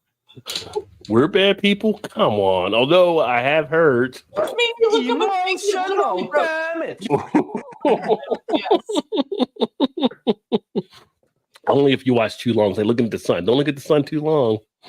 The You said bad you things wouldn't tell happen. me. You said you wouldn't tell me. I had to look it up. I looked it up, and now I'm broken inside. See what happens? Why did you do that? Now when Chu comes home, Are you seeing like the color on my This- cheek? There I'm should be like so there should be like a new TV show. Humans do the funniest things. now when Chu comes home, he's gonna be like, "What the hell you been looking up on your computer here?" Yeah. Why they got like the safe searches on now? Yeah. She knows not to question the search Incognito. history after I have a show with you two crazy people. So I'm not going to. Shane wants to join. I'm not going to show where it's going to be a crotch shot of him standing up. Like Shane, you got to sit down where I pull you up here. I know you heard some conversations taking place, but we're not to that point yet, Shane. Come Well, on, man. Well, I just wanted to get in the conversation about the tea bag because I missed it earlier, so I wanted to come on with the tea bag right away. Yeah, I wasn't the only one. I wasn't the only one. See, yes, thanks, Shane. I was trying. I apologize. Sorry. oh, What's going on, my friend? for the love of all that is holy, don't look up snowballs. No, just one. Just the one. Not Don't- plural. Not plural. I mean, good Don't job. look it up. Urban Dictionary can be your friend too. Yeah. They were not my friend tonight. My cheeks are still red. I'm embarrassed right now. I Okay. know your face is. I don't know if I've ever seen your face that shade of red before. Oh. Maybe we'll save Guys. we'll save the other terms for the after show. Maybe. There we go. You're There we terrible. go. Shane, I miss you and I love you and I wish I could see you right now. Just I know. saying. You know what? I was just thinking. One of the great things I love about Rod J's live, not only is he's got lots of facts, and he's informative, and he's yeah. it's an awesome live, and I feel sad for people who don't join his live. But the one thing I really love about Rod J's live is the fact that I get to see one of the most beautiful, wonderful people in the entire world every time I come on here. Oh, Todd, Todd, it's good to see you. I appreciate that. That's nice of you, Shane. Oh, his face is getting as red as yours now. All right. See, Okay, now I'm blushing for a different reason. Okay, we're good. yeah. Mallory knows I'm talking about her. I hate to bust your bubble, Todd. Mallory knows I'm talking about her. Mallory's awesome. Never mind, man. Never mind. But Todd is an exclusive of this show. You only get Todd by coming here. That is true. You know what? Maybe Good thing or not, but maybe I need to get Todd on one of my lives one Friday night. Maybe. Yeah. You know, Oh, You Rod, should do a Friday Night Live interview with Todd. That'd be awesome. Sure. Why not? Right. Like I Rod, said, Rod, you're saying that, but I don't know if you noticed, I've been kind of exclusive on your channel recently too. So just Yeah, saying. but you've got a channel and you got stuff already out there too, so people can see stuff. Like people can't go see Todd anywhere but here. that's true. Mine's coming back. I'm fighting. I'm fighting, man. I'm trying You're so still hard. you're still part of the YouTube universe. You still got stuff all out there, so people can still go back. People come here and they That's probably go right. back and watch your videos now. They get to I know hope you so. more. All right, while you're all fighting over me, I'm gonna go get another beer. There you go. He's such a diva. I know, Speaking of beer, what you drinking, Shane? Yes, Shane. Right now, I'm just finished. I just did I just recorded a doppelganger. I think it's Oh, doppelganger. wow. Well, if I do this, do you know who it is? Beer. How about if I just do this then? Oh, okay. Oh yeah, there you go. Yeah. So I just finished recording a doppelganger of Alan from One Flight Down. So Nice. unfortunately, I just have Canadian right now. It's almost done. But I do have a new beer that I've never tried it from a brewery that I've only ever had one beer from like years ago. So I'm kind of excited to get into that. There you go. Cool. Well, we're going to be drinking some more here. And to Vanessa's thing, yes. So Hostess did have the deep fried pie. I did like their fruit pies. I used to like the lemon. That was the one I would like from Hostess. So, No, I like the apple. well, some are right and some are wrong. It happens. But anyway, All about the apple, man. All about the apple. It's that cinnamon. but no. The cinnamon pulls it off. It's all about Cinnamon. I've had the cinnamon too. But yeah, they had the pie, the cupcakes, and they had the honey bun. That's what I like from Hostess. Yeah. Tasty Cake, they had like some of their cupcakes. They had like these thing called crimpets, where it's like a butterscotch type little treat and a couple other things. But then Little Debbie, when I was younger, the oatmeal cookie was my Little Debbie thing, I think. If any of them, the oatmeal cookie was the one, which now they have a chocolate chip cookie with cream in it. So the oatmeal cookie with coffee, like having coffee in the morning and then having those oatmeal. Oh, that was pretty darn good. yeah, the oatmeal cookie would be the biggest Little Debbie one I was a fan of. Sorry, I'm moving around here. All right. I just want to man, 'cause adjust my. Hey, whoa. I like the tongue Sorry. there. What was that? He said it just mine, then he stopped. I'm like, whoa, it's still a family show. I mean, we're not even at 10 o'clock yet here. There we go. No, if you think it's a family show still right now, I don't know what to tell you. I Yeah. might have said mother effers at least twice tonight, so it's not the best family show then. No, but I mean, maybe we're cable, so we can get away with it. Oh, there you go. Beers. Zingers. I was never a huge fan of Zingers. I was never a huge Zingers person. I love Zingers. Fucking crazy. We had the peanut butter wafer and layered coated in chocolate. That's the one. That's the Nutty Buddies. Yeah, I was never into those. Let the funny neighborhood former fat kid. It's Nutter Butter. Good old Nutter Butter. The former fat kid answer. It's Nutter Butter. Guys, I literally have a ladybug on my computer screen right now. Really? Well, An Asian beetle. at this time of year? Well, spring's coming early. It just landed on my beer can, like. What the groundhog said. You heard the groundhog. The groundhog said spring's coming early this year. So it might be one of the Asian beetles. It's kind of orange looking, but yeah. Oh yeah. That was on my computer screen just a second ago. And I'm like, where the hell did you come from? Because we've had the house all shuttered up for winter so far. So I don't know where this little guy came from, but yeah, he's here on the beer can now. It might be a drone with the new COVID variant inside. You gotta be careful. Maybe.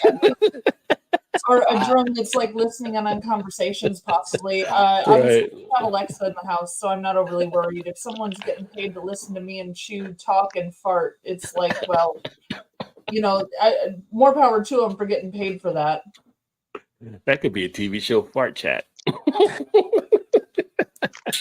Honestly, literally, people would watch it, I'm sure. No, she watching TV. This person who's listening on Alexa is hearing whatever TV show she's watching and hearing him fart. That's all they're hearing in our house. And the cat's meowing on occasion. Like, if someone's getting paid per hour to listen to that, more power to them. I'll give them all the kudos because you did a good job picking a job. After Mal had to look up that word, the pink snowballs are solid with the chocolate underside. Shut up. Why are you doing this? Why? Look, I'm turning pink again. Stop it. Stop it. I'm just reading the comment, but it made me just think back to Hostess used to have chocolate Twinkie that was damn good. I don't think I've ever saw a chocolate Twinkie. Now, oh, wait a minute. You're talking about Twinkie? It was actually called Suzy Q. It was a chocolate thing with the white cream inside of that. It was Suzy Q was the name of that one. It was a little bit more wider than what the Twinkie was. It was a roll up though. And Suzy Q was the rolled cake, wasn't it? No, Suzy Q was like that's kind of a little square type thing. Yeah, it wasn't a rolled up. You're thinking of Ding Dongs. Ding Dongs was from Little Debbie with the rolled up and the white and the chocolate. Or the Swiss roll. Or Swiss roll. I think, the Swiss roll was like that too. How can talking about Hostess and Little Debbie's cupcakes go in so many different directions and thoughts? People have their favorites and what they remember, right? So it's just out there, different ones like different things. I mean, there's probably stuff we still haven't talked about because I think like there was like some stuff they had that people hadn't mentioned. I'm sure. I'm thinking of some of the Little Debbie stuff, but like they have like a turtle brownie now. I don't know if that was out back then, but the turtle brownie is much better than the regular brownie. What was the cosmic brownies? Do you remember the cosmic brownies? They still have those. They still have the cosmic brownies. We get those here still. Mm-hmm. I prefer that than the regular brownie. That's just a kid in me, I guess, with all the different colors. They were like fudge, they weren't brownies. They didn't have the fluffiness of a brownie. They weren't like bread-like. I mean, they were thick. They were solid. They were fudgy. So I don't know. I'm sorry. I said they've got the regular brownies, and we got the cosmic brownies, and we got the turtle brownies. At least the one store I know here. See, that's why I went with the zingers instead, because they were more cake-like. They had that texture. And then Little Debbie, I was never a fan of their zebras because Little Debbie had the zebras. I wasn't a fan of either. That was like the white icing. And just saying, Chicago represents the chocolate cake from Portillo's, man. Portillo's chocolate cake. I know about Portillo's, but I never had the chocolate cake from there. Seriously? Have you not had it? You must. When we were in Chicago last year. Chicago. That was our wedding cake. We bought 10 Portillo's cakes as our wedding cake. Like that. Here's the thing with Chicago. Here's the thing with Chicago. It's like you guys started watching the Flintstones as kids and still keep making food a portion of the size of the cartoon. So it's like you have no time to get dessert up there because you got everything else. You got to prepare yourself or you're going to get dessert somewhere. Yeah. So every year when it's my birthday, so my birthday is next month, as you well know, Rod, because we're together on that one. Yes, we are. Yes, we are. I go to Portillo's and I purchase an entire chocolate cake and I spend about 20 days finishing that cake.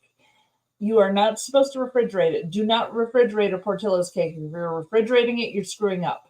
You have to. It don't go stale or anything? No.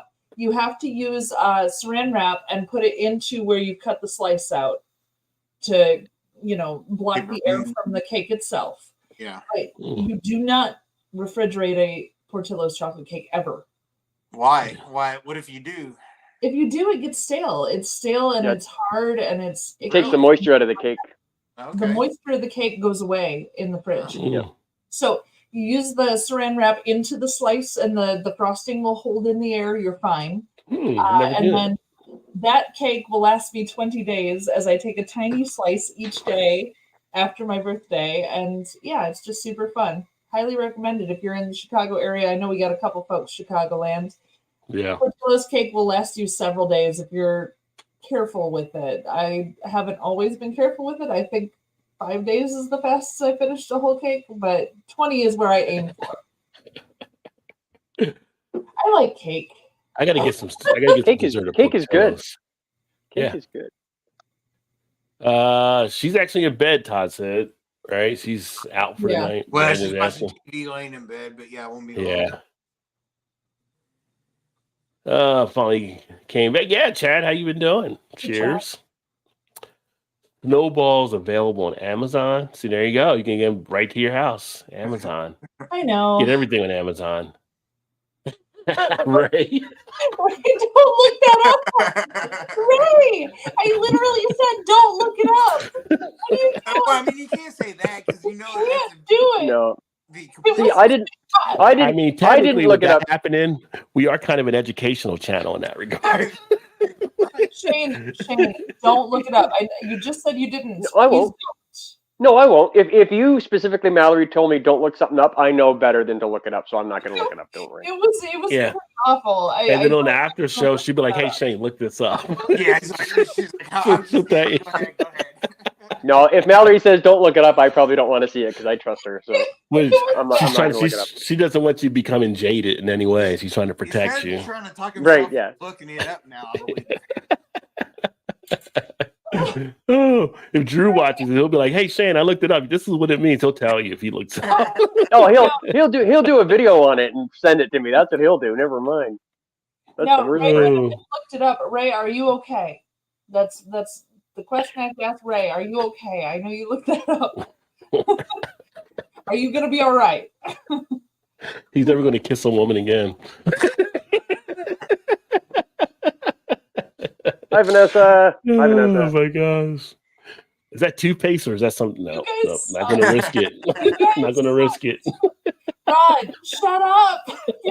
You're terrible. Oh my God. Right That ain't now, no be the time to Colgate. play your cut to like parental advisory, whatever that Right. emblem you had.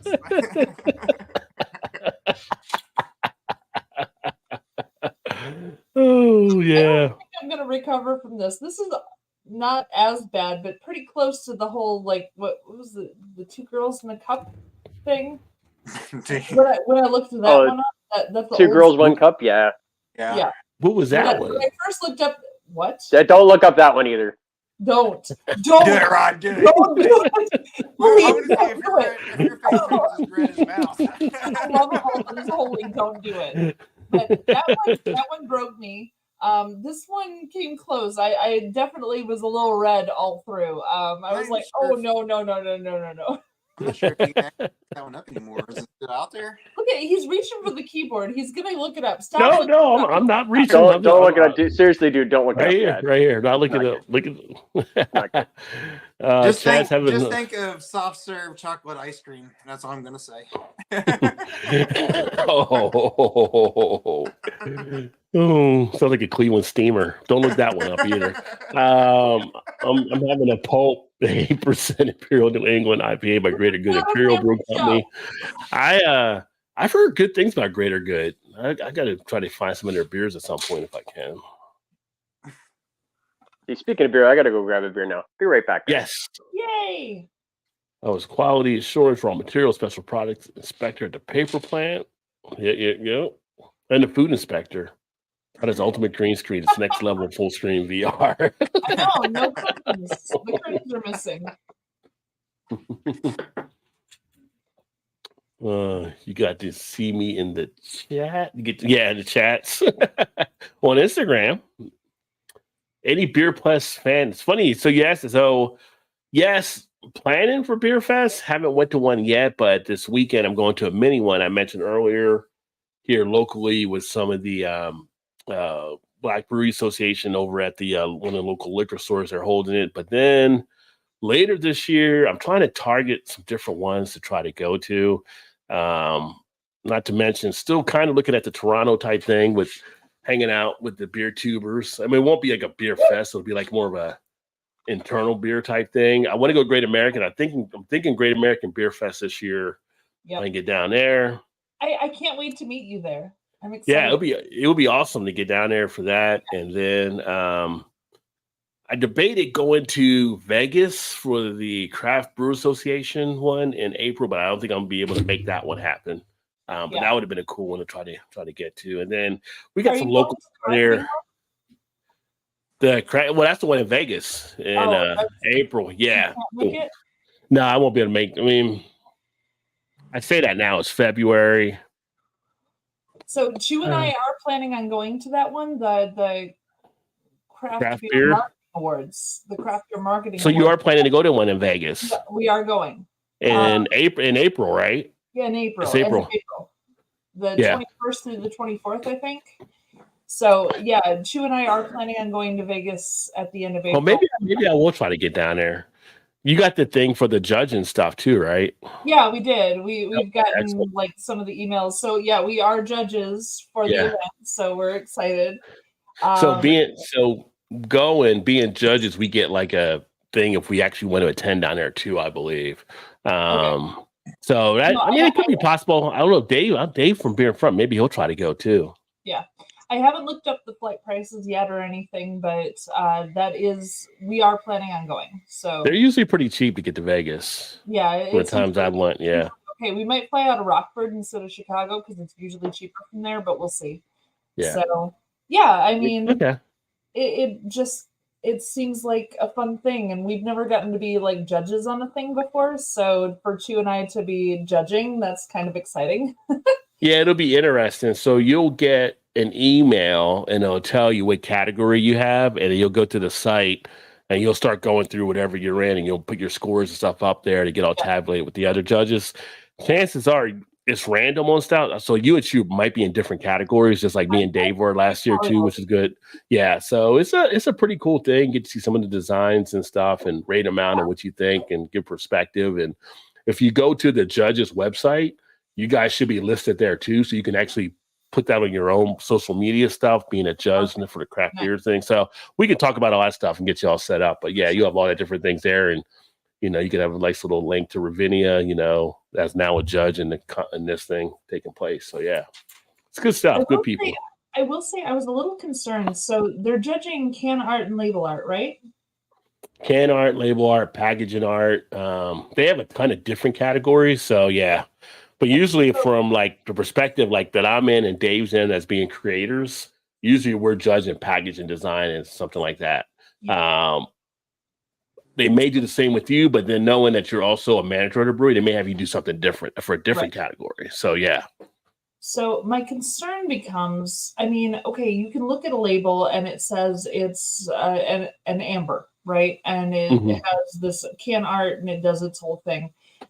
But my concern becomes the can art should match the art inside the can. And we're not tasting the beer to match the can art. We're just judging the can art, right? Or the label art. No, just the package design part of it. And see, I find that weird because the package design directly relates in marketing to the product. And I find that strange that they kind of separate the two.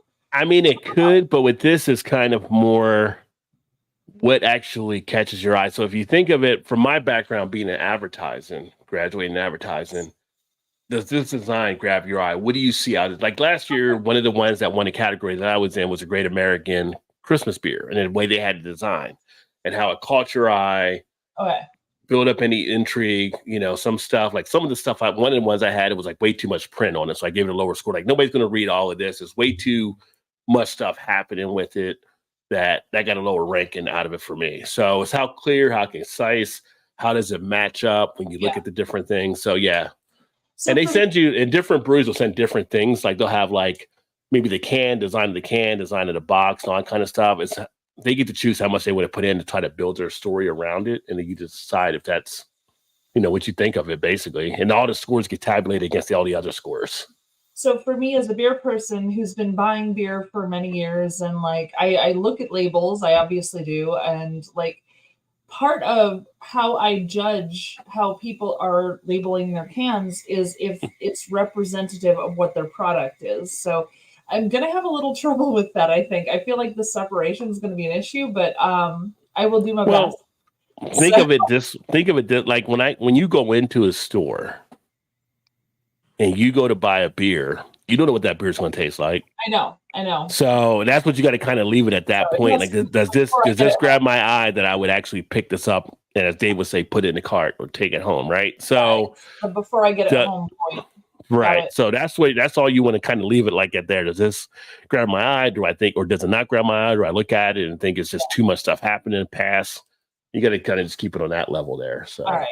And thank you for that input, because I was actually a little concerned about it. I'm like, how am I supposed to separate that? And now you've put it in a framing that I can I can talk to Chu about it, so he has that too, and we can see it from that perspective. That's going to help. Thank you. Yeah, because it's hard because you don't have like me and Todd talked about before with the Black is Beautiful from Three Floyds. Like this isn't a stout. This is a black IPA. But you wouldn't have, that's not something you would know unless you tasted it. But you'd be looking at the design of how that can was actually set up and kind of going off of that. Okay.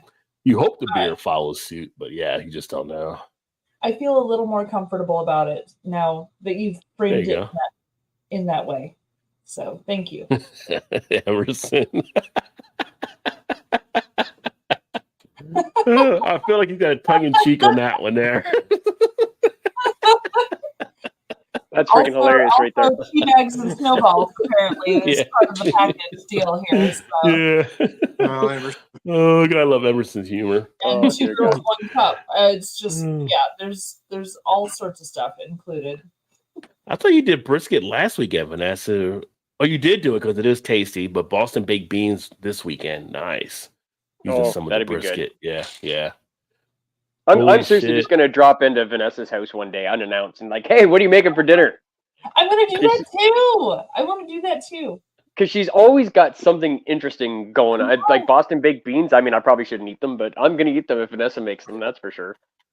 I'm not inviting Chu though because we don't want him to eat beans. No beans for Chu. Doesn't sound like he needs to eat beans. Yeah, exactly. It's like the Blazing Saddles campfire scene right there.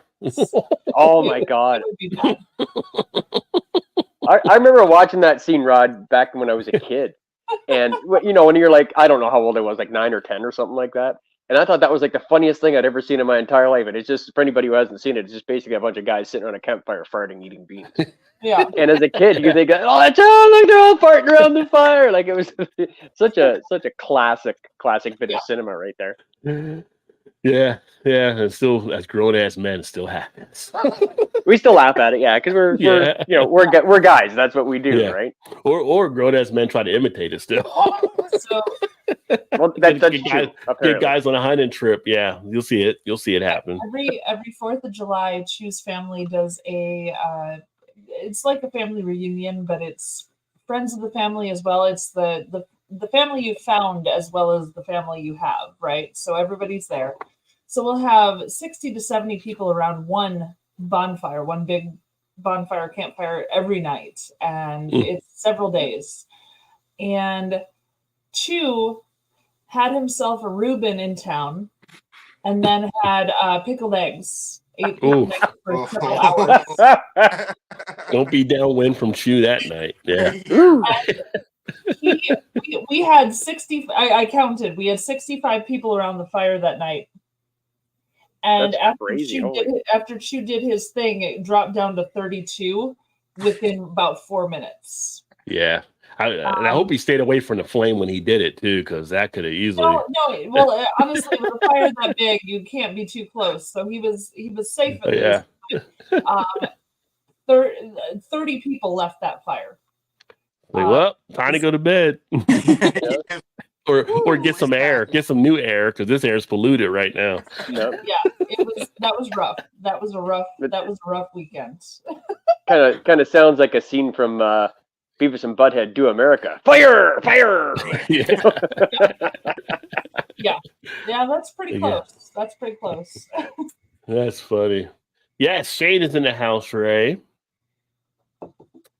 Yeah, I'm here. Ray, been a long time, right? Yeah, been long. I think it's being funny from earlier because you guys were hanging out earlier. I think so. Yeah, we were. Yeah, we were. We were doing some research and development. I like to call it. That video will be on the get together page tomorrow. Probably. Nice. After I edit that up. Vanessa says I would deep fry whatever y'all like to try. So she's all about the deep frying. That's what I'm talking about. Whatever you throw, Vanessa, I will eat it gladly. No problem. Breathing heavy over here with all the snack talk. That was great. Yeah, people do comment at times like they watch the show and it's just like then they leave and they're always hungry when they leave. I wouldn't know why. Yeah, right. Rod, I just realized I have a story to share. Here we go. So last week I couldn't be on the show, and there was a very specific reason for that. For Christmas, Chu bought me leggings, and then he said, "I'm taking you somewhere warm."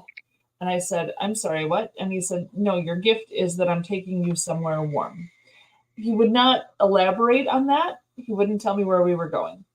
So he had me take some like a few days off. It was February 16th to the 19th. I took off from work and he got the plane tickets. He did everything, but he didn't want me to know where we were going until we were there. Mm-hmm. Do you know how hard that is? It's pretty hard, especially when you go to the airport. It's next to Yeah, impossible. for sure. So Yeah. we got to the 2 days before he's telling me to pack, and I'm like, what am I supposed to pack? He's like, well, I can't tell you. So I held up like a dress and I said, should I bring this? And he said, it's fine. I held up a swimsuit and I said, should I bring this? He's like, it's fine. I held up sweatpants and like, should I bring this? He's like, it's fine. I held up high heels. Like, it was just ridiculous. He would not help me at all with the packing, which was hell for me because I'm a planner. I'm a pre-planner on everything. I plan everything out. It's ridiculous. I had a hell of a time with this. So a couple fights later, we get through all that. We get packed. We get to the airport. He has to go up to the kiosk alone to get the tag for the luggage. Once he gets the tag for the luggage, I accidentally looked at the luggage at one point. I saw there was an L on the tag. I was like, nope, keep it away from me. I'm not supposed to see. He took it away. We're in the line for security. I'm holding my ID and my boarding pass, and I can't look at my boarding pass the whole time I'm holding it to know where we're going. So we get up to security. I'm hoping they don't ask, so where are you going?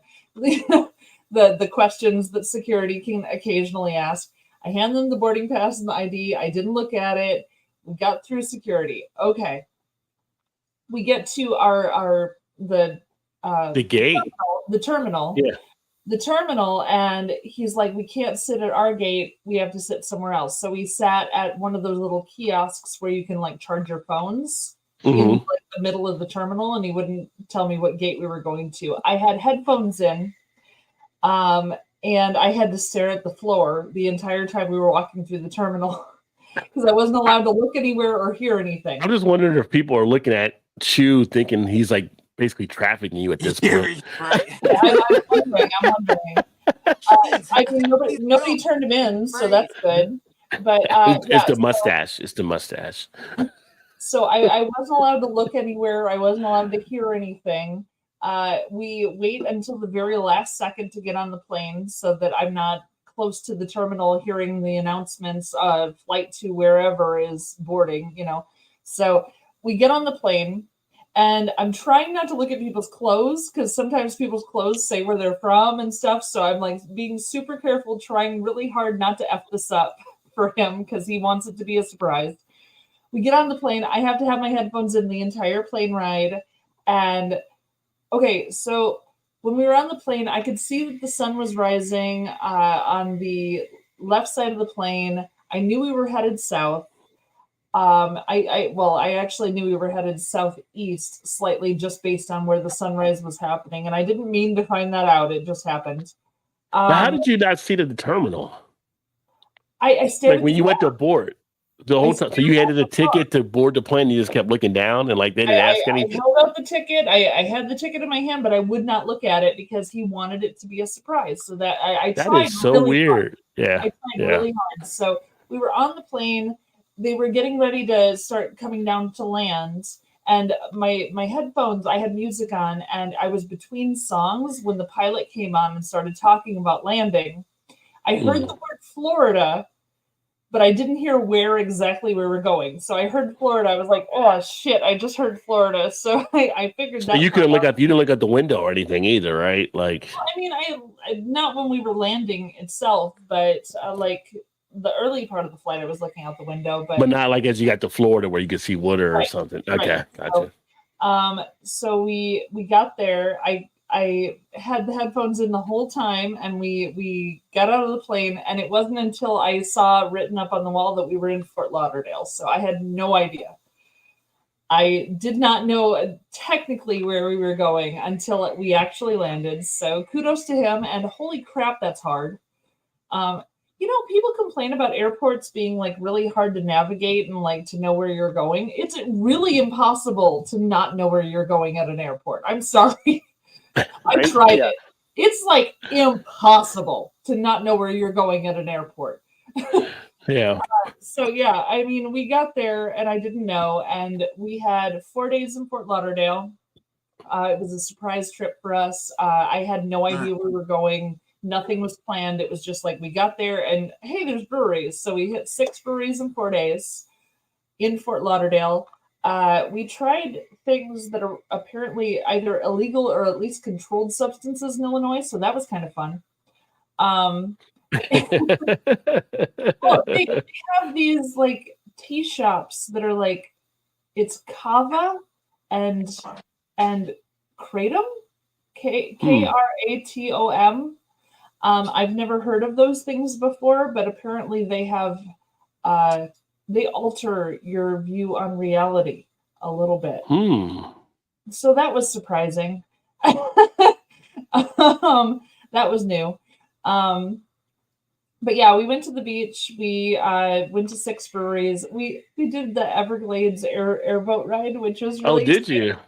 That was Yeah. really fun. I begged him. I was like, no, we got to do the Everglades airboat thing, please. So yeah, we did that. But it was a really fun time. So that was Chu's Christmas present to me. That was a surprise where we were going. So just saying, as much as I'm talking about him farting the fire and scaring off 30 people, he has good points too. Yeah. I Yeah, just he didn't wanna want to. throw out there He that didn't want he to fart in the plane. That's for sure. Yeah. Especially if it's to wipe out that many people around a fire. Right. Imagine being closed. Like, oh. figured since I told a bad story about him, I should probably tell a good one too. So he worked really hard to make that a special Christmas gift, and that was really nice. So Well, that's pretty cool. Yeah, that was awesome. kudos to the boy. I'm more impressed that you didn't see anything, because that would be the hard part of the whole thing, is you I know. not looking or catching a glance at something even by accident. I That's know it yeah. was so hard. Oh my god, it's like really difficult to not see where you're headed in an airport. It's yeah, exactly. That's what I'm saying. Kudos to you for trying I to had keep the surprise actively- alive. I had to actively be aware of everything around me so that I couldn't see everything around me. It was so fucked up. So yeah. See, I couldn't have been able to do that, because I would have accidentally seen, like you said, like the luggage tag. I would have accidentally seen the tag, I saw or you've been walking and you kind of like you see something moving and you kind of look up a little bit, like, oh crap, I just saw what it says at the gate, where we're going, kind of thing. Tag, I saw it had an L, but a lot of places have an L, so that didn't like tip me Sure. off completely. Yeah, but absolutely. I saw there was an L, and I was like, oh shit, I'm not supposed to see that. I'm not supposed to see that. And I told him, keep the bag away from me because it has a tag on it that has the code for the airport. Don't see it. But I had to fight to not find out where we were going. Yeah. It was fun though. I mean, we had so much fun down there. Oh my gosh, the people are amazing. We had a blast, and it was so unplanned that I couldn't. Once I realized we were in Florida, I was like, oh, we should reach out to Dave's TV, and then I'm like, oh, it's too short notice. We're only here for 3 days. There's no way I can set up something with them, Right. but because it was too unplanned, So yeah. Right. Well, I think you'd have been more north of you though, Exactly. but yeah. We were there like 3 or 4 days after you were there. It was like, Oh, really? Oh man, well, what dates were you there? I was there. God, I don't even remember now.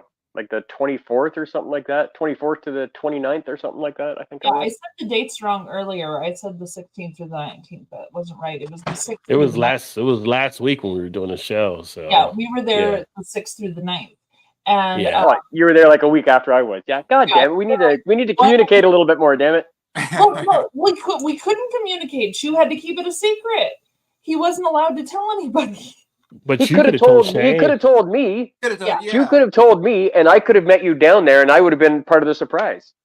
I'm just saying. And then Brian would have showed up. Brian would have showed up too. And then there you go. Yeah, exactly. Because That's right. But yeah, so we just missed you guys by like a week. I wish it had been just a little earlier, because then maybe we would have met up. But that would have been awesome. Yeah, for sure. Nonetheless, so Let's get Mark would say by that much. yeah. Don't I do had that to to tell a nice don't story do that to about a guy either, huh? Fair I enough. felt the need to tell a nice story about Chu since I told him. No, that was good. That was good. Clearing out situations. So yeah, it was sweet. Vanessa- It was nice. Vanessa says you make chocolate chip cookies. Best put them in a cupcake tin, and then form them all into the cups. Then you fill the Well, cookie dough cup with the cream chocolate fill and bake and eat. Oh, Oh my god.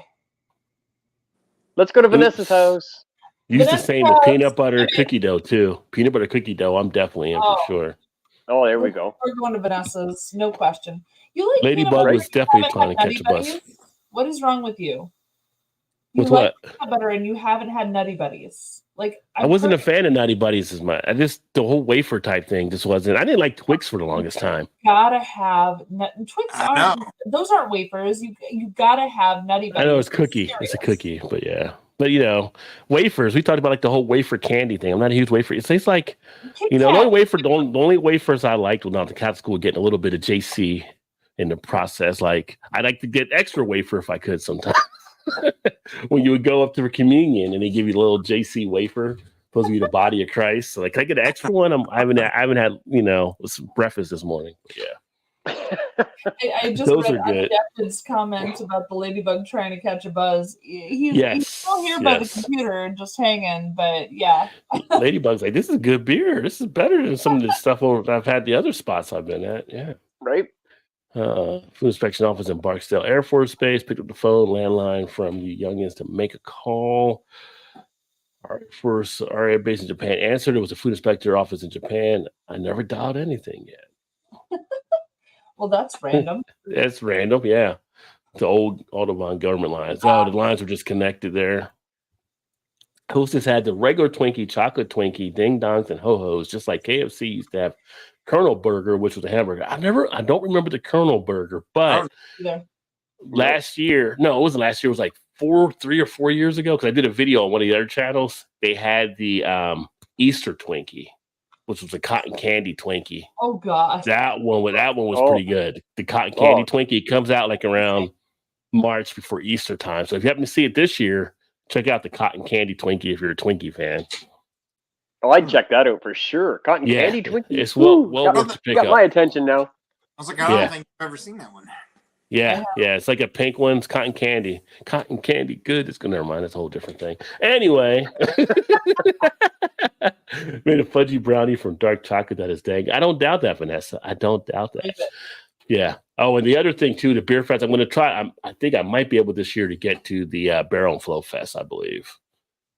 So I'm looking to try to do that. Well, I like to go to Cincinnati Beer Fest because Cincinnati Beer Fest was awesome. I'd like to get back to that at some point. I was going to say, to answer that question, we're going to Beer Fest in 2 weeks. March, Are you going to the Tailspin or a Yeah. different one? Okay. March 2nd, 3rd, whatever that Saturday is. So in a couple weeks, I guess. Any barbecue? I think he meant festish because I have no fear of barbecue. I'll take any barbecue anytime, any place. But if we're talking barbecue fest, not that I've seen as of yet. I haven't really seen too many around from Maryland as of yet. I mean, I would definitely check out one now. And since when we were in Kentucky and Cincinnati, they had the beer barbecue fest, beer, bacon, bourbon fest. And then there was like a barbecue one they had too, but I'm all about barbecue. I don't think we ever really have any barbecue fests here. That's kind of surprising because I can see them being in Indiana having them. Like a pig roast or something. We got a fest coming up here next month here in Niagara Falls. It's the I Love Beer and Tacos Festival. So I'm kind of excited to go to that. Oh, that's the ones you're talking about. The ones that I put on that thing about all around Toronto. You're going to one of those. Yes, because you mentioned it.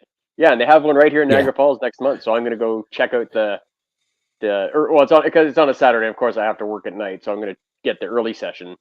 And check that out. That'll be fun. Nice. Like beer and tacos. I think they're like 6 or 7 spots. I think they're doing around Ontario, which is a cool idea. So yeah, for sure. Beer and tacos is my everyday life because really it's all tacos, nachos, burritos. I mean, yeah, you can't go wrong. The beer and tacos is the best. It's absolutely. It's a great combination for sure.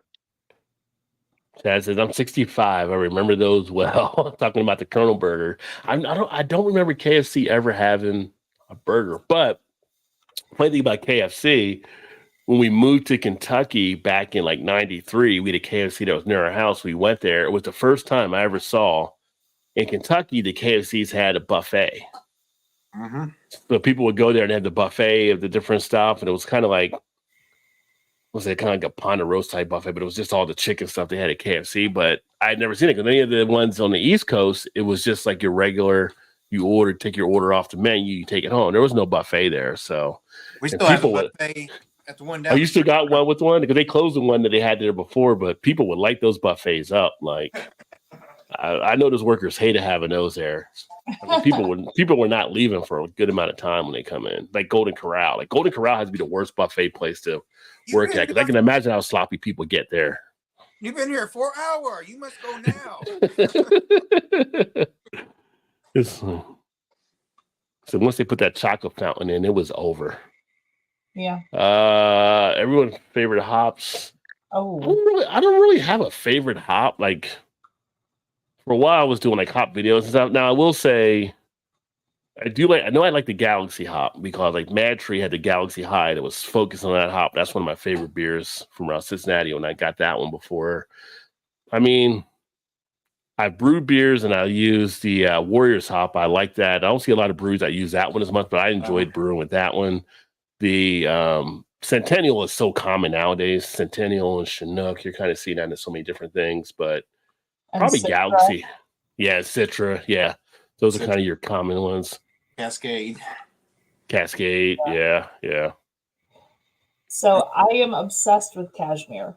Cashmere hops Oh, are okay, my absolute favorite. They're silky smooth and they have kind of a little bit of tropic, but not over the top. They don't go piney. I don't go for the pine as much. I wasn't a gin drinker or anything like that. So, but yeah, the cashmere hops that's my game. I love them. And they're hard to find. You don't see them too often. And then Chew lives for Mosaic. Chew loves Mosaic. Okay. Mosaic's a good hop too, yeah. Neither of us are hop heads, true. But if we're gonna have a beer, I like having the cashmere. He likes having the Mosaic. So, what about you guys? You guys got a favorite hop? I mean, I kind of like the Cascade. Yeah, I'm not really. I don't think I have a favorite. I'm probably going to tend towards like the Citra Mosaic Galaxy kind of hops, but I don't necessarily have a favorite. I don't think. I'll try anything. Citra also is one of them. Yeah. Oh, I'll try anything, but I do have a favorite. Yeah. You were telling last week you were smoking to get ready to brisket, get ready to smoke for the Super Bowl. I know it turned out great. Smoked the Dino ribs. I mean, it's a huge brisket to get the Dino ribs. Yeah. Fruit cakes and plum puddings last pretty much all year to get tastier as they age. Yeah, you know why the fruit cakes last all year? You know why the fruit cakes last all year? Because nobody likes them. Hey, well, here's the fun. You're saying that, but if Vanessa makes it, you're probably gonna like it. I'm not. I probably would. That's the sad part. If Vanessa makes it, you're probably gonna love it. I probably will. You know what the funny thing is about fruitcake, right? So you sit there and they drink like some of the barley wines, and you'll get like dark fruit type stuff, and you'll get some that do have that fruitcake appeal coming through, and they'll be like, oh, kind of like a fruitcake thing going on. Actually, kind of digging it. Yet I do not want a slice of fruitcake, but in the beer, right? For me, it's like coconut. In the beer, it's good, but I'm not going to get coconut outside the beer usually. So it's just weird how that works out. But yeah, right. It's like the what's the Samoa's Girl Scout cookies. I won't eat them out of the package, but if I put them in the freezer, I'll eat the shit out of those. But out of the package, I won't. I don't know why. It's the texture thing. You got to numb that flaky coconut. Which I need another beer. I'm getting a beer, but Vanessa, we could have told her we kind of gave her a warning, but Urban Dictionary is going to be Urban Dictionary. You guys are mean. You just let me look that up and let me see that stuff. Like that was just mean. Now you know. I'm horrified. Now you wish you didn't know, but now you know. Yeah, but that's information that she never wanted to know ever, and she could probably would have gone through her whole life not knowing that and been like, "Hey, I'm okay with that." Yeah, pretty much. I would have been a happier person in life, not knowing what throwing a snowball actually fucking meant, and now I'm displeased on literally every level. Why? Why Oh, did you do that to me? Why? I was so Poor innocent. Mallory.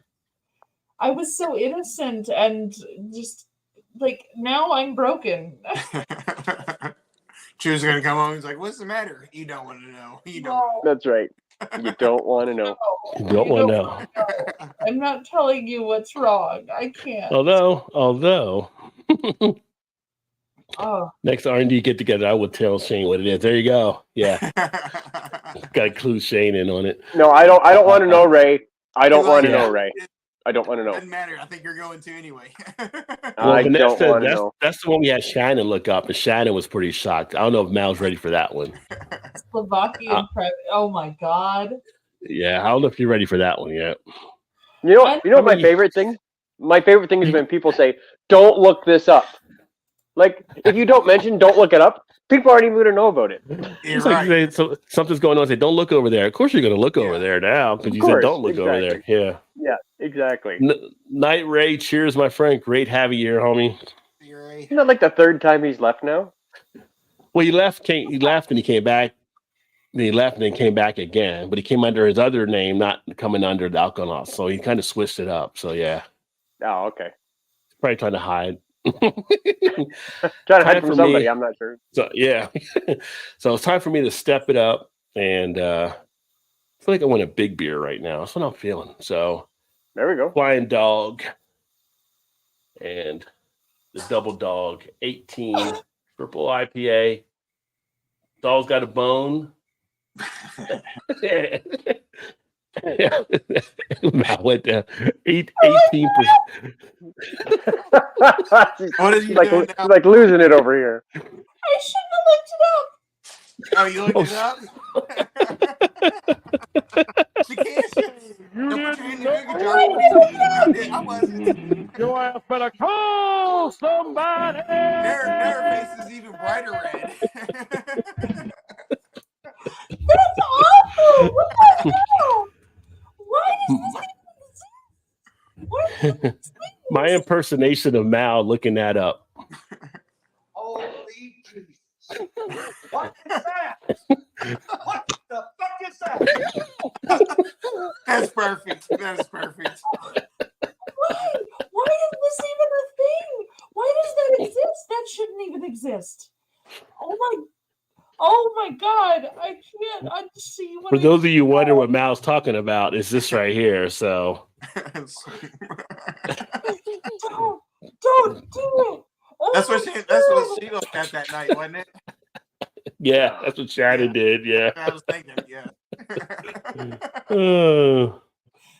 I was getting a beer when it all happened, so I did not take Wasn't your credit for fault. that. Yeah, it wasn't my fault. Not this one. Well, now she's still like trying to compose. So let's herself. have this. So let's have this debate. So Double Dog 18 triple IPA.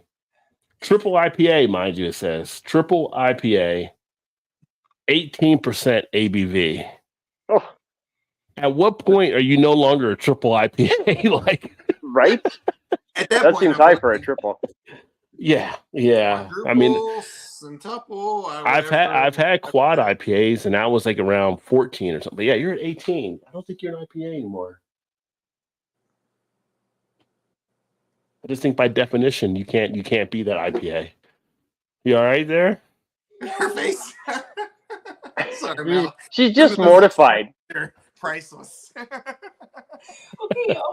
So She's gonna wake up in the middle of the night and she's gonna go, "What the hell's the matter?" He's like, "You don't." She's like, "You don't want to know. You don't want to know." Now he's gonna go back and watch the video and be like, now he's gonna come up and be like, I know now.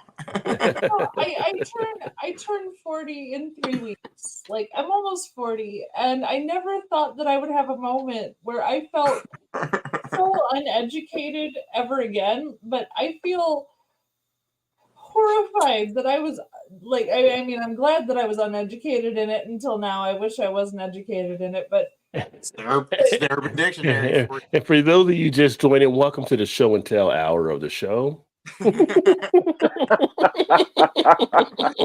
is when the shit gets real.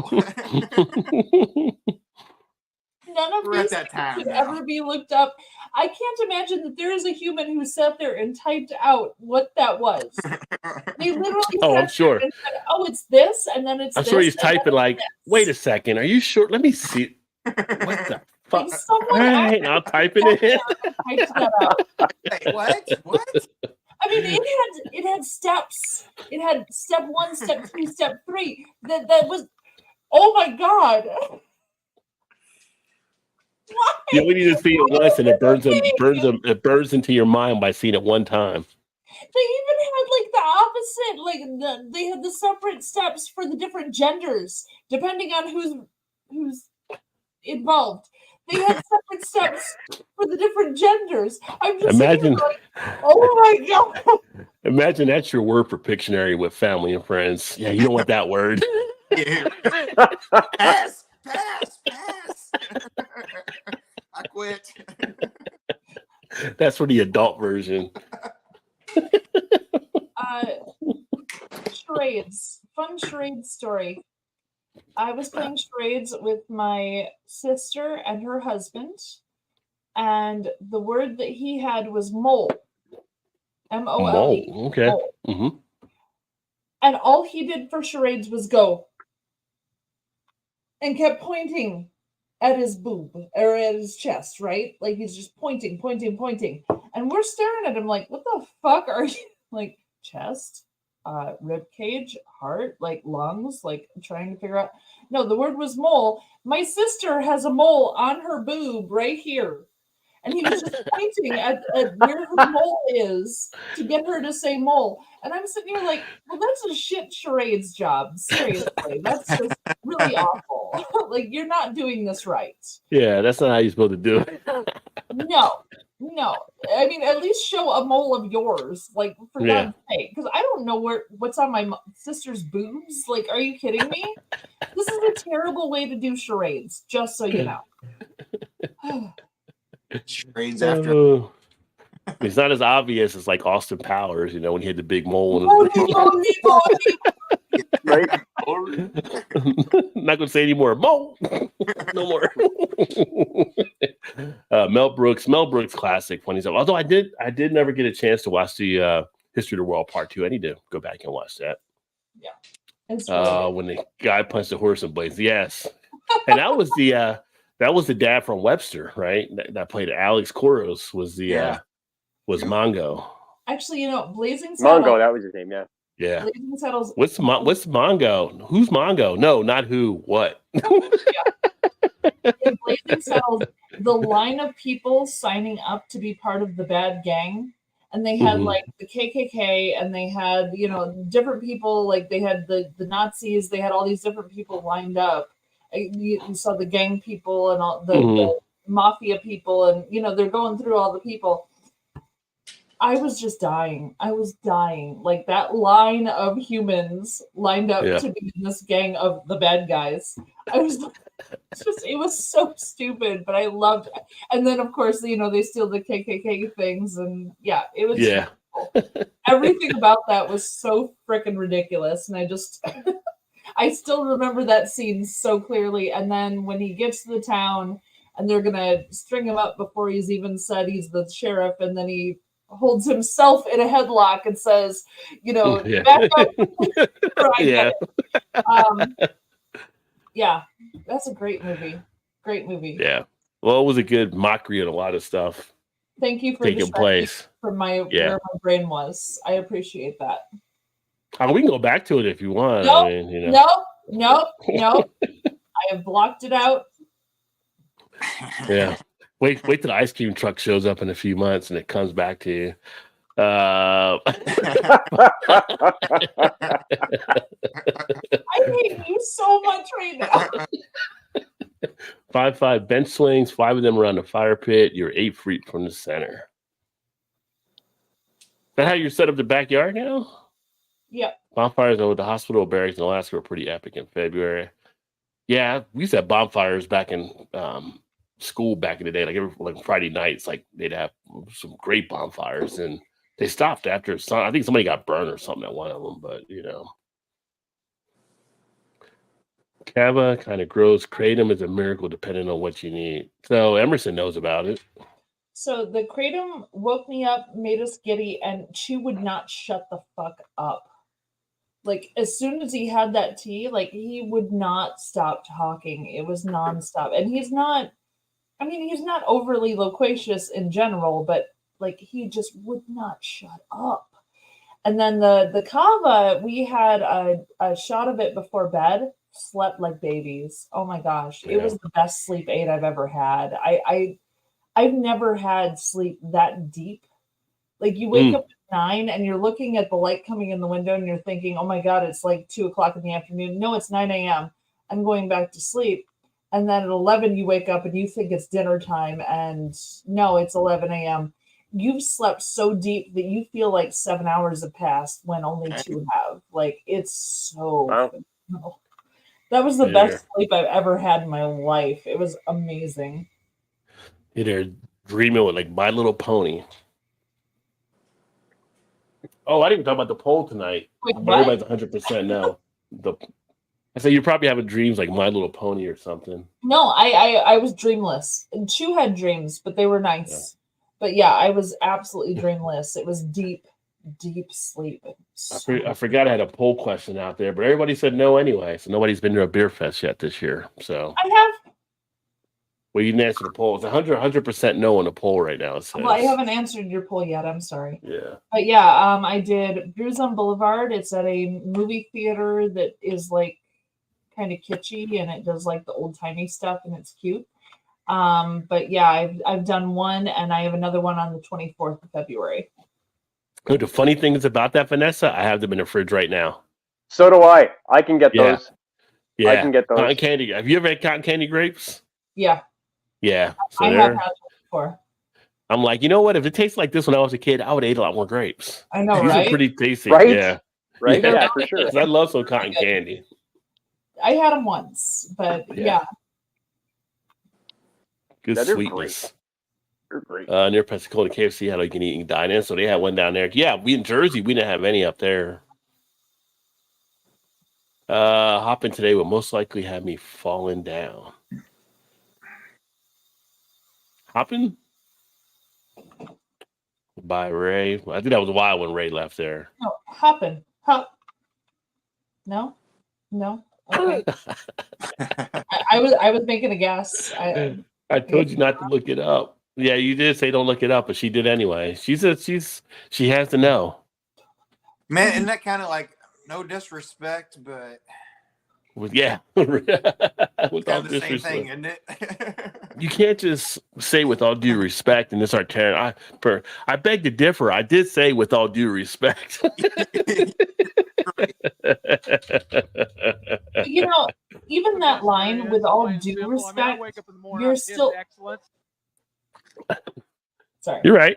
But that line itself is kind of like the "oh bless your heart" in the South. It's kind of backhanded too, with all due respect. So it's not with all respect. No, it's with all the respect that you believe is due to that person. Yeah. So I'm just saying, it's kind of a backhanded line anyway.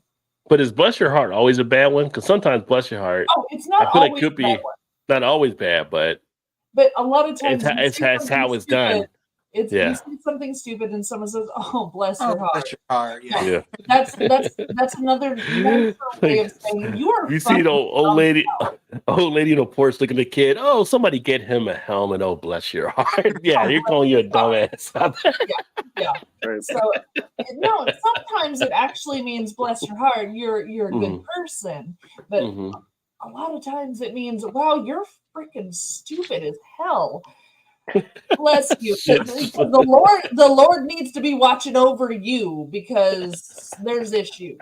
That's what that means. It means, Lord, take a look. That person needs a little extra help. Is what that means. You let this one off the assembly line too quick. Yeah. Yeah, right. Yeah. This one needs, Lord, Like, Lord, pay attention. You might want to do a recall down here. I'm just saying. Shit charades job. Yeah, that's it. Nobody's gonna know this banging your like you You'd be like, "What, King Kong? You're just banging your chest. Like, what's going on there?" You know? Oh no, this I could figure out was King Kong. This Yeah. I can't figure out means mole. Did Yeah. you know that this means mole? Apparently, no. Showing your wife's sister that you've like seen her boobs. That's upsetting. Oh, he's probably like y'all grew up together, so you know, he probably. No, I don't she know. was 12 years older than me. She moved out when I was 7. Oh, I had okay. no Yeah, idea. that's a big difference. Oh. Yeah, yeah, No there you go. idea. yeah. She was 19 when I was 7. I don't know if she has a mole on her boob. Like, are you kidding me? I was 7 years old. I didn't know what a mole was yet. Yeah, yeah. Yeah, that was just bad charades on his part. I'm gonna just go with that. That was terrible. Charades job. Yes. Yeah. So what do you want to do? Want to do beer news? So we do beer news here. Yes, Brandon. Yeah, why not? I like Might as it. well.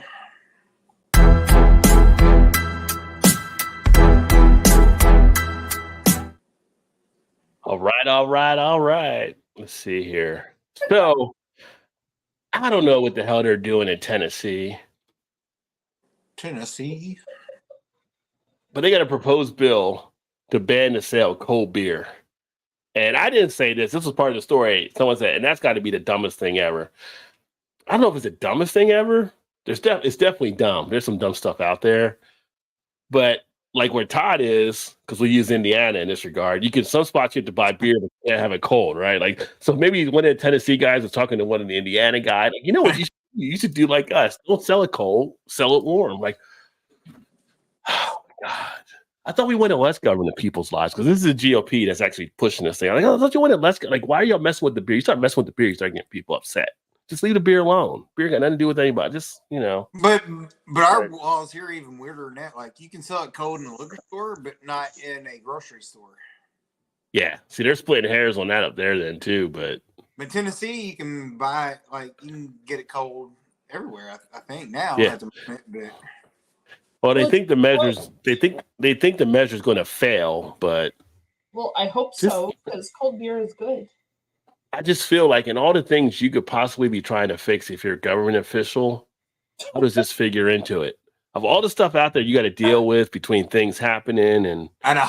Okay, That's the best so you can come up with. on the agenda today, we have school shootings, we have mental health, we have the budget, or we have can we keep selling cold beer? You know, let's focus on that last one because I really think that needs a little more of our time.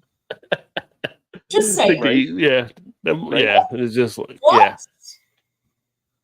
But that's Tennessee handle. I mean, so if you're in Tennessee, that's that shit you got to deal with down there. I don't know. Tell you that it seems like little Shane there he is. All right. There I am. So that was interesting. What is up, Patrick? Cheers, my friend. Oh, we've had a bunch of topics tonight for conversation. I was gonna say, This is how you charades holes. You literally may have come at the safest time for discussions No tonight. kidding, yeah. Now you're Yeah, that was the cleanest discussion we've had. Yeah. that was the most mild. But big welcome to you being here as well. We're so happy at the summer beer temps, right? So, yeah, it's kind of a weird type thing that they're trying to pass. I don't know what the reason is behind it. I didn't read fully into the article, but they're trying to do it. And it's got something that I mentioned Todd, because Todd, they do the weird stuff in Indiana when it's like that as well. But it's kind of like, I guess they're figuring that people won't take it from there to wherever. Maybe they gotta go make it cold. Like, it's just a dumb idea. Like all the other stuff you could be dealing with. I mean, why are you doing that? So the question becomes: is this an argument over like grocery stores and gas stations having the refrigeration? Is this a question about refrigerated trucking? Like, I feel like it has to be connected. No, this is in the store. This is in the store. They're trying to stop them, and there's a bunch of articles coming out about it. I'm not trying to be political too. Is it store owners trying not to have to put in extra coolers to keep? It's not the owners. No, this is the government, not the owners. The owners don't want it. The owners all the store owners are fighting back on it. This is from the government, the legislature. But I had a couple questions there. Get some. I don't know what they're trying to get done with this. I'm just saying, Pat, it's all the stuff they could actually deal with, you know. But I saw that funny there because it's like, and the only reason I brought up the GOP type thing, they're the ones pushing it. It's like it used to be they wanted less government, like they want less stuff to be invasive or whatever. But it seems like they do more stuff that is invasive from all the stuff you see on the platforms. Like, did something switch? And then I didn't get the memo. Like, I thought it was supposed to be last thing. You guys were for that, so I don't know. Yeah, Pat, you did squeeze in the best time. But should we let Pat know the words that he missed tonight that he can actually get caught up on? No one needs to look those up. It's terrible and horrible. Look, my blush has gone away. Do not remotely bring that back into the situation. Oh, yeah, no chairs ever. Who did anything? Yeah, the owners want to sell the beer, so. And Vanessa's like, no. Like, Vanessa, you brought up the second one. You brought the second one. That, Vanessa. Bad, Vanessa. Oh my God, you killed me. So that's something they're dealing with down in Tennessee. Mal made mention to it earlier, kind of, but women-led Chicago-wide effort to craft new beer takes center stage at Naperville's Solemn Oath in celebration of International Women's Day. So if you missed Mal talking about it earlier, they're brewing the beer for International Women's Day upcoming. What is the date for that? International Women's Day is March 8th. March 8th. So there you go. Day before my birthday, Mal's birthday, day before my birthday. So there you go. So Pisces, fish, swim. So it's a pretty cool thing that they're doing there. And kudos for them for putting that together. And Mal being part of Pink Boots Society, being involved as well. So pretty cool. Anything you want to add to it for people that may have not been here earlier? So I mean, it was a lovely day. We had two actual brew days together. So the first one was in the city, but there was a snowstorm, so not everybody was able to make it. But we tasted all the grains. We were checking out the hop pellets, trying to decide what hops we were going to use, what grains we were going to use, all this stuff. And we ended up deciding on over votes. So everybody was voting for the things that they wanted in the beer. After that was decided, it was decided what kind of beer it would be. And it's coming out on International Women's Day. It's going to be fantastic. It's called Vibes Since 1920, which is a nod to women's suffrage. The can art is very intricate. It has a lot of important days that women have gone throughout history. So I highly recommend you check it out. I'm talking to my owners to get it in at Ravinia as well. It's pretty neat. I'm really excited to see the beer come out and see how it turns out overall. So yeah, it was a neat thing, and being together with 100 women who are as obsessed with beer as I am, which I don't find women who are as obsessed with beer as me very often. So it was really exciting to see that I'm not alone in that. I'm honestly, even at the tap room, like someone says, "Oh, I have a question about beer," and my server doesn't know the answer, they'll come get me, and I come over, and occasionally I'll have people say, "Isn't there like a guy who knows like what's going on?" I'm like, you want beer answers, you're literally looking at the human who can give it to you. If you have an issue with that, you can eat your tacos elsewhere, because I got no issue with that either. So yeah, I still run into that. Actually, it's a thing. It's kind of crazy. Yeah. Don't expect women to know about beer. And one of my servers is level 1 Cicerone. I am planning on taking the test within the next year to get level 1. And yeah, it's just, we still run into that issue. It's this brick wall that we keep butting our heads against, and hopefully it'll get sorted out soon. But I'm very excited for the beer. It's going to be really good. So yeah, if you're in the Chicagoland area and you get a chance to give it a shot, please, do a review on it and let people know how amazing we did. Yeah, very nice. And for those of you not in the Chicagoland area, it might be something to check around some of your local areas and see if any of the other breweries are doing stuff, because I know there's other initiatives out there as well. Oh, yeah. To kind of celebrate different things. So you may find some support that you can actually do. Pink Boots Society is international, so it's not just the U.S. most of the states have one chapter for the state. Illinois, I believe, has two, just because Chicago is such a powerhouse.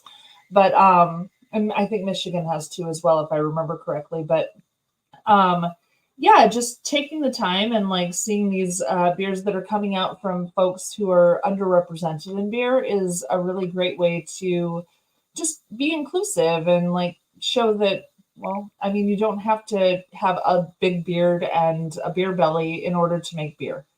It's not necessary. So yeah, Yeah. I'm off my Did you say, soapbox. Sorry. did you say a beer belly? And a beard. First of all, Yes. If you need a I would beer, like to a take beard the and a many, beer many belly. fans throughout this country. I admit I don't look like the athlete of the day supposed to look. My belly's just a little big. My hand is just a little big. But brother, I am bad and they know I'm bad. I want you at home to know my hand is touching your hand for this gathering of the biggest body of people in this country, in this universe, all over the world now, reaching out because the love that was given me in this time, I will repay you now. Love you.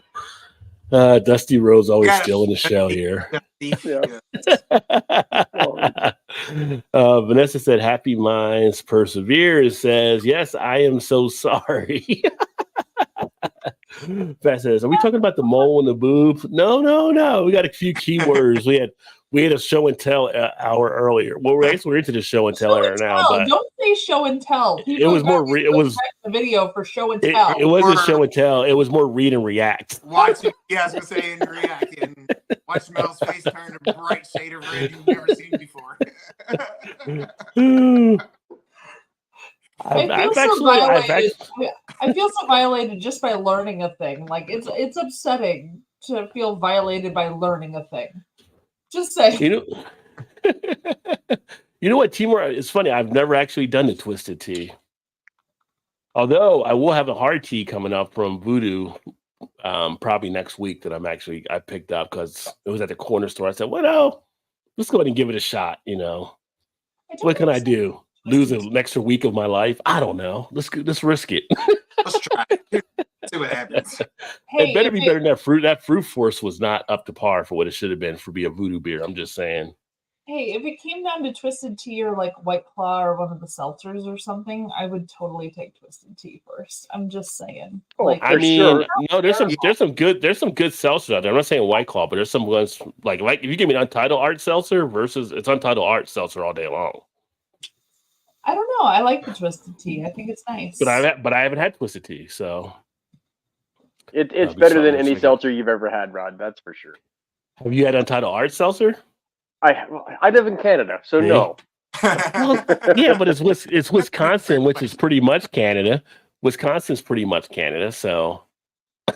Rod, your glass is empty. Well, I didn't know what you were doing in glass because it was like on me. I'm like, whoa, we're not that kind of show right now, you know. No, I was showing. I don't think Chew appreciates that. You're Are you terrible. Is Chew there? You want me to sound the alarm, or are you going to go get one? No, he's not home yet. He'll be home soon, but She grabbed multiples this time. so his brewery, Liquid Love, just did a collaboration with Foreign Exchange Brewing Company. They're quite good in the Chicagoland area. Ricky is the head brewer. He's amazing. And he swung by and helped brew Damascus. Oh. So there's this one that's apparently next. She told me to take my time on these because both the Delilah and this were quite strong. But this is a blend of 24-month bourbon barrel aged imperial stout and imperial stout aged on Brazilian oak. So a really fun mix on this one. It's a 13.5% ABV, so I actually will be fully sick on this. Otherwise, I can't talk anymore.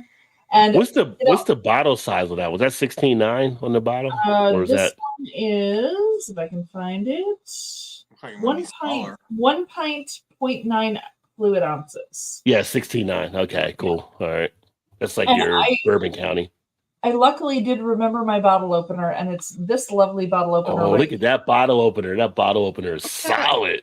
Yes, That's- I have that's like the best bottle opener ever. Yes, ma'am. But this is wax all over. so there's the possibility that I won't be able to open this, and I'm just going to go without beer. So we're going to find out. But if someone wants to talk about a conversation topic, I try to figure this out. You just got to work it. I heard this. Yeah, it hissed. So, Vanessa said she gets the same response when she visits the gun store and range. I'm like, Vanessa, no one should mess with you at a gun store or a range. I'm just saying. I know, right? I did it. Yeah. First Right. try. There you go. Nice. You know why? Because that's one hell of a bottle opener. Good quality right there. Of course it Yeah. is. Yes. So, We could put kids to work in those Chinese factories.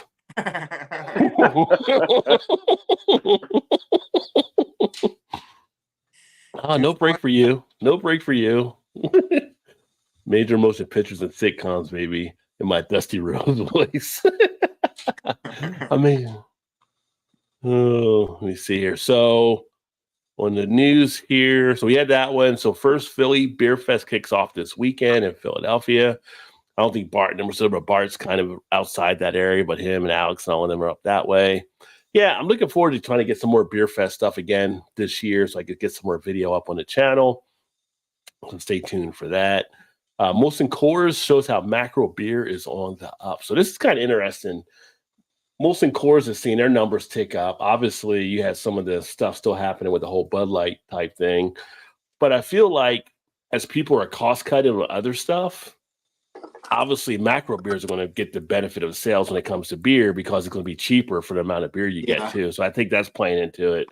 Funny thing is, like on all the videos that I have on the channel, the one that steadily keeps getting views is the one when I did the Coors beer, like the stubby. That one keeps getting like, so maybe people are really dialing in now into some of the macro beers on something like Coors because that's the one that's constantly getting views on it now. So, which is great. So I appreciate all y'all that watch it, but it's kind of funny just, you know. Well, that's the thing with like, I know it's on my channel, like anytime I do a macro, that does way better than any other beer that I've ever done. But I think it's just because people are familiar with like I said, you do like a Coors Banquet or something That's like what I that. was gonna say because most people Yeah, because people or have drank those or right. And if they do a search, they just happen to come across like whether they're looking up, what the price of a case is, and maybe your video comes up in the feed, and they're like, oh, let's check this out, kind of thing. Yeah. Well, it's my funny. macros always do well. It's funny because I'm seeing the views come up on it, but it's not like on my channel. Like the biggest beer review was the original, like Voodoo Ranger. Gets the most views right now, and then behind that's another one. I think Coors is like the Coors one is probably 6th or 7th now, but it's steadily been growing more and more coming up. So, and if you look in when I go in, I'll look in searches for beer stuff. Like if you're doing a channel like you are, like Mal, you go in the beer thing. Well, what's more popular? What are people looking for? You type in beer, you'll see Coors pop up in a lot of different searches. So I think that is driving it. Right. Do you find like the different variant of macros go in stages? Like maybe Coors, like if you did a Coors, like that video climbs a bit, then maybe a little bit later a Miller Lite or Bud Light, whatever. You know what I'm saying? Like, no, for me, it's been steady Coors because now I was already seeing the Coors Gold make moves, but I also see like the Coors Light versus Bud Light showdown I did because Coors was featured in that too. So that started to pick up stuff, but it seemed like the Coors products are getting more momentum behind them, which is interesting. So, because actually I was going to pick up a Miller, because I saw it the other day, and I'm probably going to get it this weekend, but Miller Genuine Draft, just to kind of, because I haven't done a Miller Genuine Draft since college. I can get like I can get like the 19-ounce can here I saw the other day. I can't find that anywhere near me. I was like, I've been looking for it. It's not here. Is this a limited market? So you can't even go to Benny's and get it? Wow. No. So I've been looking. I've been looking for about, I'd say, a year and a half, and I have not. Every place I've been in didn't have it. Do you see it? Do you see it there, Shane? My dad's favorite driver for NASCAR was Rusty Wallace, and he drove the Miller Genuine Draft car. Like that was the thing. So one of the early beers that I ever tried, sorry, Dad, if you're watching, but was Miller Genuine Draft because I tried his. but I can't find it. I really can't. So it's kind of sad, actually. Like I've been looking. Do you need me to send you some down, Mallory? You have it? Oh, you. Yeah, I was gonna say Yeah. because our friend like Chris off the 10th, he loves Miller Genuine Draft, so he's always drinking it up there. So I figured Shane's probably seen it up there too. Oh then. yeah, yeah. Because Yeah. Chris lives like down the street and around the corner from me. Well, not really, but he's like 10 minutes away from me. He's not that far. Yeah, I Yeah. can't find it by me, which is strange. But Miller Genuine Draft is missing in the Chicagoland area as All right, far as I'll have to send you down a couple. now. Dave from Beer in Front, he said he was able to find it, like he saw it somewhere, but the places I've been don't have it. So I don't know. Yeah. I'll the send you place down I a couple, saw Mallory. the Okay. place I saw is like our local corner store. So it's not like our main stores that carry, but like the local inner city corner store actually had it there. But I did grab one that I'll be sharing next week. That's kind of a one I was always questioned about. I don't like the American version, but the version I got, I think is the Mexican version. I won't say what the name of it is, but it is one of the bigger beers. I'm kind of interested to see how it tastes. Corona.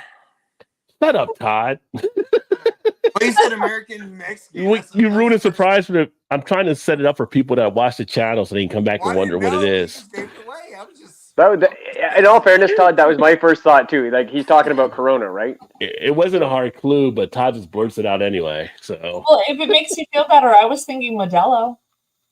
See, you Oh, there ruined you go. Here you it. go. I'm just making a statement. It wasn't my fault. But Modelo doesn't have an American version.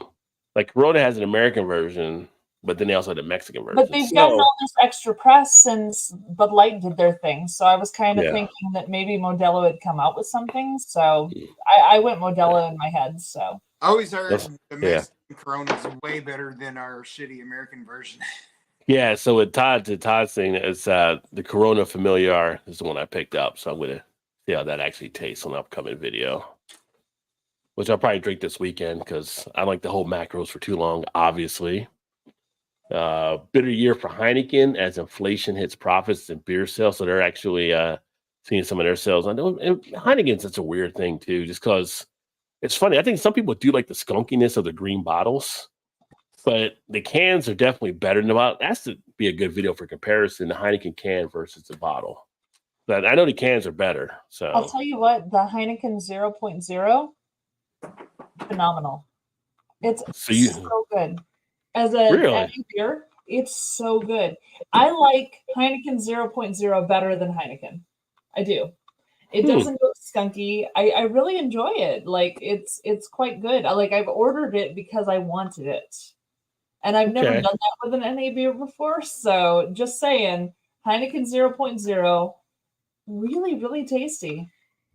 All right. Well, maybe that is one that I did want to try one of them for an NA beer. So maybe I'll pick that up. That one then. and the Stella were like top notch for NA beer. And then there's Samuel Adams. They had a hazy that was a non-alcoholic that I was impressed with. It wasn't perfect, but it was about as close as you can get. I think that's the Just the Haze, I believe, is the one where it's non-alcoholic. I think it's Just the Haze. It's their non-alcoholic hazy.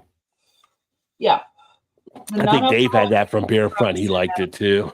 Yeah, it was pretty good. Like I sipped on it and I thought it was going to be terrible, and I was like, oh, actually, that's not bad. It's juice front, and you get a little bit of the bitterness, and you don't have the alcohol. So, yeah. As far as the non-alcoholics go, those three have got it going. Got to say. And then here's a brewery that's, even though Shane's in Canada, is closer to him than any of us. It's like Genesee. So they're introducing eco-friendly rain carriers for 6-packs, which is kind of interesting because I remember some breweries doing that a few years ago. Yeah. And I guess a lot maybe haven't done it. If they're talking about now, you thought more people would get on board with doing it or whatever. So, but Genesee's actually doing it now. It's just the cardboard, right? Just a cardboard. No, it's like the ring that holds a 6-pack together. They're eco-friendly, so they break down. So you don't have the plastic ones that don't do that. Yeah. But I think some of them were doing like the flat card. They were doing like a few years ago, a few of them. Yeah. So it's just funny. I haven't seen more breweries doing it. It's kind of like, oh, this is being highlighted out there, but it's like the electric car. Like back in the 90s, we had the first electric cars, but nobody really knew about them as much. And then now we come back all these years later and people are like, oh, well, we get an electric car type thing. So Seems like the cardboard desk would be cheaper to manufacture than the plastic ones would be. You would think just the what box, do you think? the I think so. little cardboard box would be cheaper than Yeah. the plastic. Yeah. Right. Well, what would be the price difference, do you think, between like having like the plastic little 6-pack holder as opposed to like a cardboard little, like, you know, like you pick up a 6-pack and it's got the little cardboard case, you just pick it up and go? Yeah, yeah, right. Mhm. I don't Because I know, know. like, because when I go to the liquor store here, they have like the little cardboard things. You just kind of pop it out and you can put. I think You 8 make your own beers. 6-pack. Yeah, right? yeah. Yeah. Ours is an 8, but yeah, 6-pack, 8-pack, whatever. I would imagine that would still be cheaper than getting like the 6-pack of I the have to plastic, think- wouldn't it? I have to Yeah. think you're right. Like it makes sense that the cardboard would be cheaper than those ones that snap onto the tops. It just makes more sense for it to Right. be cheaper. And a cardboard would break down, wouldn't it? Oh, Wouldn't it it break always- down? it Yeah. does. Yeah. Yeah, because it's So- just paper, basically, right? Yeah. Yeah. Yeah, it's weird. I'd be curious to see. I might have to look that up and see just what the difference in the price point is between the two, and if it's really. I mean, even if the cardboard ends up being more expensive, like, you know, by however much it is, does that offset your, you know, what you're doing to the environment? Because sometimes, like, you know, a quarter of a cent per difference. I mean, I understand over like a million freaking, when you're doing a million of these things, that price adds up. Now, I will say, for the folks who are, you know, beer drinkers out there who get those plastic ones, talk with your local breweries. A lot of them will actually recycle those for you. Yeah. They'll take those back and they will use them on their own beers. And like they can be reused several times over on, you know, for different breweries and everything. So if you have a stack of those somewhere, check with your local breweries. They might take them back, because honestly, like the ones I get from Ravinia doesn't take them back, but Choose Brewery, Liquid Love, they do take them back. So honestly, a whole bunch of beer from Liquid Love is on those plastic ones from Ravinia because of me. So Mal, why does your brewery not take those? Because somebody else had them. They don't want to. They have a concern that they won't hold the beer as well. So like once it's been snapped onto beer a couple of times, like they're worried that it won't hold properly, so they don't reuse them. But I've found Choose Brewery and a couple other breweries around that will take those and reuse it on their own beer. Mostly Ravinia is a little bit bigger. We have 2 locations. We're opening a third, all this stuff. So we're a little bit bigger. The smaller breweries that are still self-distributed, that are still like kind of building up, they're willing to take on these. I mean, that explanation makes sense. I just thought maybe it was because like we're not using something that somebody else has had in their possession and reusing. You know what I mean? Like for those. They've run into the issue that when you snap them onto 4-packs several times, they just don't. But that makes sense. So you'll pick it up and one of the cans will fall out, and it's like, right. You don't want that to happen. These other breweries who are trying to save a little money because they're a little bit smaller are like, yeah, we'll take those. Yeah, that's cool. So I get that, but I was just thinking like maybe they were not using them. You guys weren't using them because we didn't want to take secondhand like that somebody else had in their possession. Like, you know what I'm saying? Like, right. Yeah. Don't want to spread whatever. No. That's not an issue what at you're all. saying makes sense. I understand that. But I never But really thought about But one thing I will say with the whole lawsuit and us like having issues with money at the moment, I wouldn't be surprised if we started reusing our own at this point. We haven't gotten there yet. They haven't told me, hey, save those. But if they do, I wouldn't be overly surprised, because honestly, it is a cost. Everything's a cost. Like, sure. I mean, from the labels to even just the cans themselves, everything costs money. And I wouldn't be surprised if they said, hey, let's save those now. I mean, that is chill. We got that. That is weird. Like, why would you not? I feel like you could test them out before you give them to somebody. You know, if one doesn't feel stable or whatever, then you just don't use one and throw it out or whatever. Like, you're not losing anything. You know what I mean? Like, yeah. I don't know. It's just something they haven't done. So, I mean, maybe they will in the future. But right now, I've been giving them to other breweries. I've never thrown away one of those. Right. I've always found a brewery that would take them. Yeah. So, because I think the trash. I really don't. That's a wanna put- good thought because I always throw mine away usually, but I could actually take them back to the stores even where I get them from. They probably take them back. I was gonna say we got some breweries here that may not use them, but they have a recycle thing or whatever. Yeah. They'll Yeah. accept them and recycle them or Right. give them to somebody else that will use, like like you guys do. Well, But we can all help the environment a little bit by not putting any more of those in landfills if we can avoid it. Right. So because there are breweries who will reuse those. So Yeah.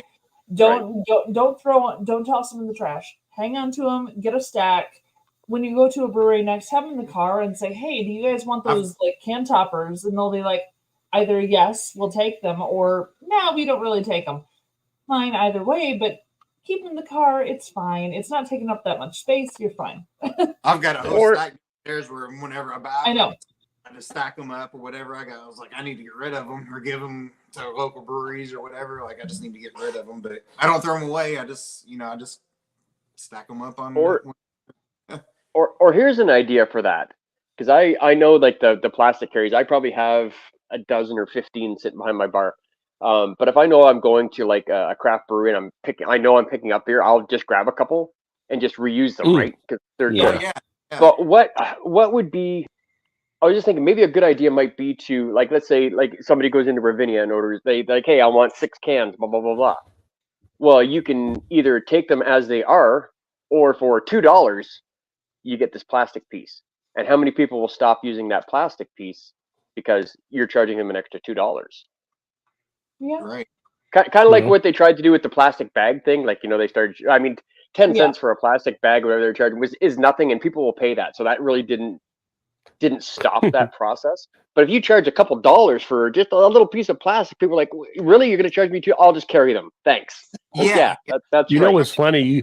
You say that. So moving to Maryland, which is hilarious, because in Kentucky we didn't have any problem. We got plastic. I mean, I don't know if they're doing the same thing now, but we moved here a couple of years ago, going to the store, and they're like, "Oh, did you bring your bags?" I'm like, "No." And they're like, "Oh, we got to charge you like for your bag." I'm like, "Okay." It's like some people here, literally, they like don't want to pay that 5 cent or 10 cent a bag, whatever it is now, and they bring their own bags and stuff. So it works in Maryland. Like people actually Mhm. do, and it's just like.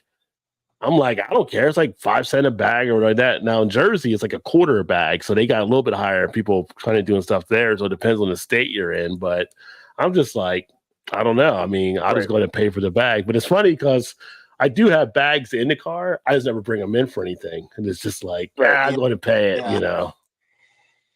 Yeah. See, So, and I think that's Illinois the thing. hasn't Like, done it. Illinois hasn't done it yet, but I think they're on the way to that. So yeah, the paying for the bags, I think that's coming. It's just not here yet. So But my thing is still, you know what? You're going to charge me the plastic bag. You're going to stop buying. How many items do I have here that are in plastic bags that I'm buying? So I'm buying stuff in plastic bags, but you don't want to give me a plastic bag. How are we winning here? Look at the bread. Look at the buns. Look at this. Look at that. Look at the fruit. There's stuff in plastic bags already, but you don't want to give me a plastic bag. I'm not, Neil deGrasse Tyson by any means. I'm just saying some shit doesn't add up. right. But see, I think the problem with that particular system, like we were saying earlier, like, if it's 5, 10, or even 25 cents for a bag, I mean, a quarter for anybody it's nothing. It doesn't mean Yeah. anything. But Yeah. if somebody said, "Oh, you want a bag?" It's $2. All of a sudden, Yeah. everybody's like, "Oh, what the hell?" Now I'm just going to carry it out myself. yeah, Well, they're supposed to be like- You can't put a price on. Yeah, you can't put a price on something that's not going to You got to make impact it the person buying it. Yeah. Yeah. You have to make them think. Because 10 cents is nothing. Sorry. Take your time. We don't want you getting choked up, Shane. Man down. Man down. Somebody get the traffic cone.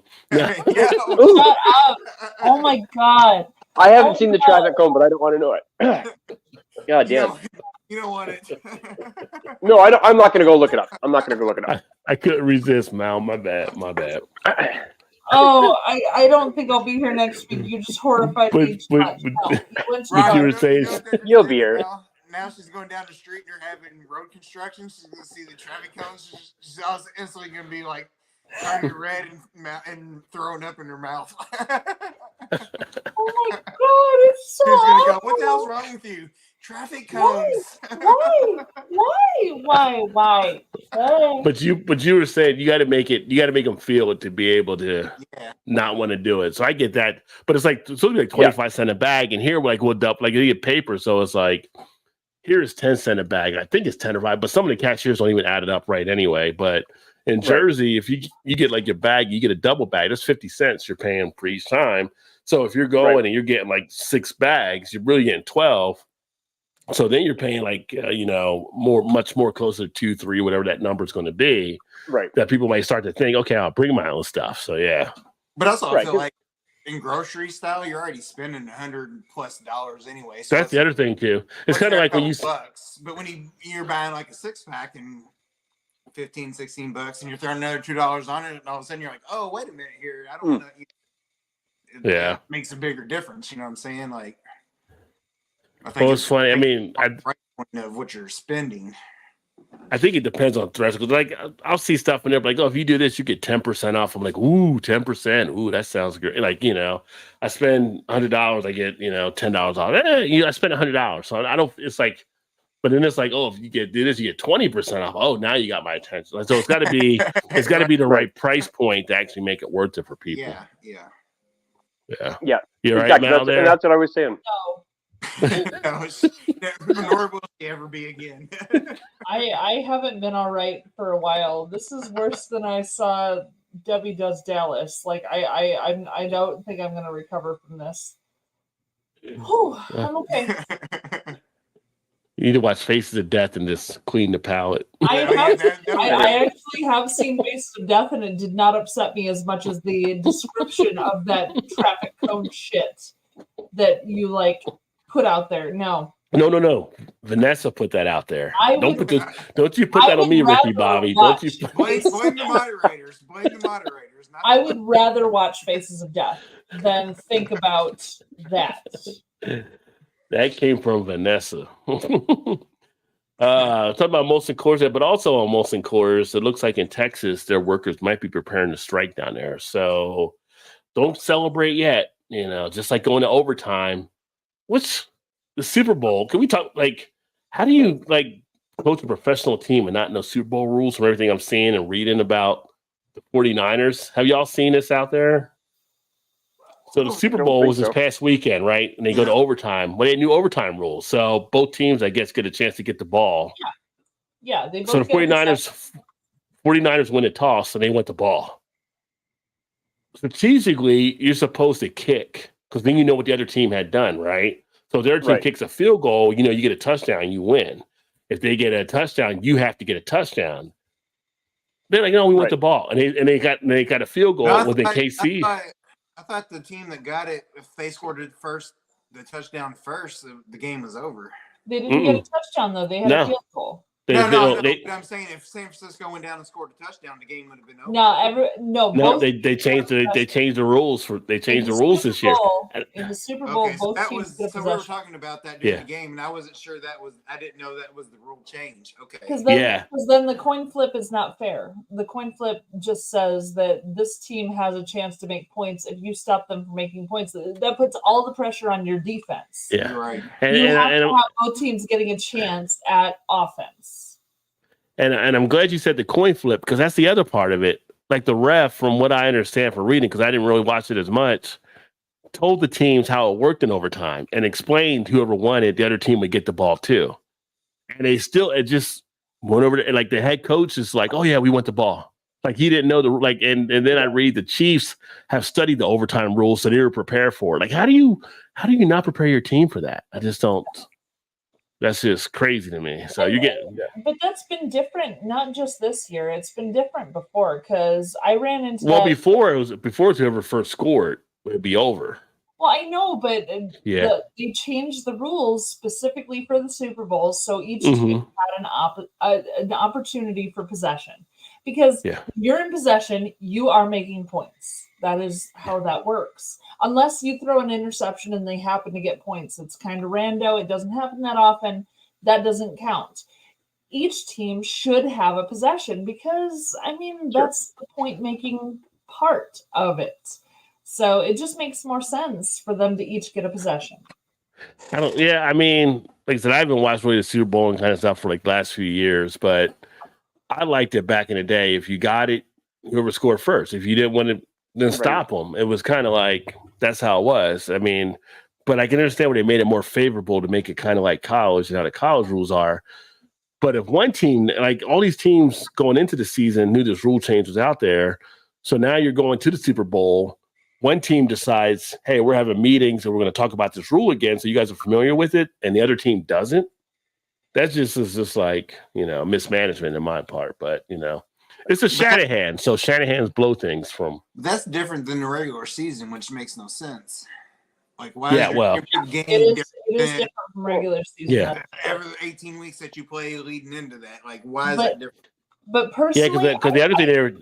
the regular season will probably be that way at some point because it makes more sense. I feel like you go overtime, just play the 12 or 15 minutes, wherever it is, and then you're done. It is what it is. You know what I mean? But they want to get rid of ties, I think, too, because it makes it easier for when they do stuff. Yeah. Right. Yeah, but I do agree. I think it's more fair to have both teams have possession of the ball, not just the first team that scores. Yeah. Right? Because, if Todd and I are playing and he gets the ball first and he scores, I don't even have a chance. I don't have my team doesn't have that opportunity. I always that rule anyway. Yeah. Yeah, so I think it's fair that both teams have to get possession and at least try. I mean, if they get intercepted on their first throw, well, you suck and, you lose. Right. But, think about it, because he's from Canada, so he'd be trying to kick the thing the whole way, and it's a little different, so. Well, because I only play 3 downs. I only play 3 downs in Canada, so it's, on a bigger field. On a bigger field. With a bigger field, that's right. And I still love watching CFL because people can still run into the goalposts in that league because they don't back it up. It's in the front. That's one of the best things about it. That's one of the best things about it. I'm telling you. Because it's right there at the goal line, man. If you don't see that, you're done. It's great watching guys get smoked by that pole. It's I still see people running into it. They're wider. Lengthwise, same, but they're wider, so they have a wider field, and they only have the 3. No, they're longer too. They're longer. Oh, they are longer. It's longer than 100 yard. Okay. Yeah, it's 110. Yeah. So it's interesting because it's a different strategy because you only have the 3 downs, and what I like about the CFL, there's no fair catch. There's kickoff. You have to run everything. If you don't run the kickoff, if you let the ball bounce and they get it, they get points for it. You have to react. So it's kind of cool, and they can challenge on anything. It's not some stupid thing. It only has to be this or that. They can always throw their flag out if they want to challenge something. Even if a ref didn't make a call, they can challenge it and then go back and review it, and the ref can make the call then. So, pretty cool. Yeah, it is for sure. Yeah, and they got talent. They got talent in the CFL. Oh, but sure. It seems it's only 8 teams. It's still 8 teams right there, right? I think it's still 8 is the number of teams they have. Something like that. I'm trying to think now.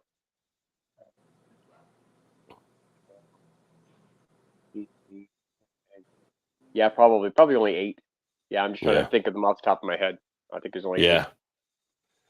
Yeah. And that's where Warren Moon got his start up there because they wouldn't get him in the NFL. They said if he'd went to the NFL at that point, he probably would have been one of the top passers down here. If you put his CFL yards together with his NFL stuff,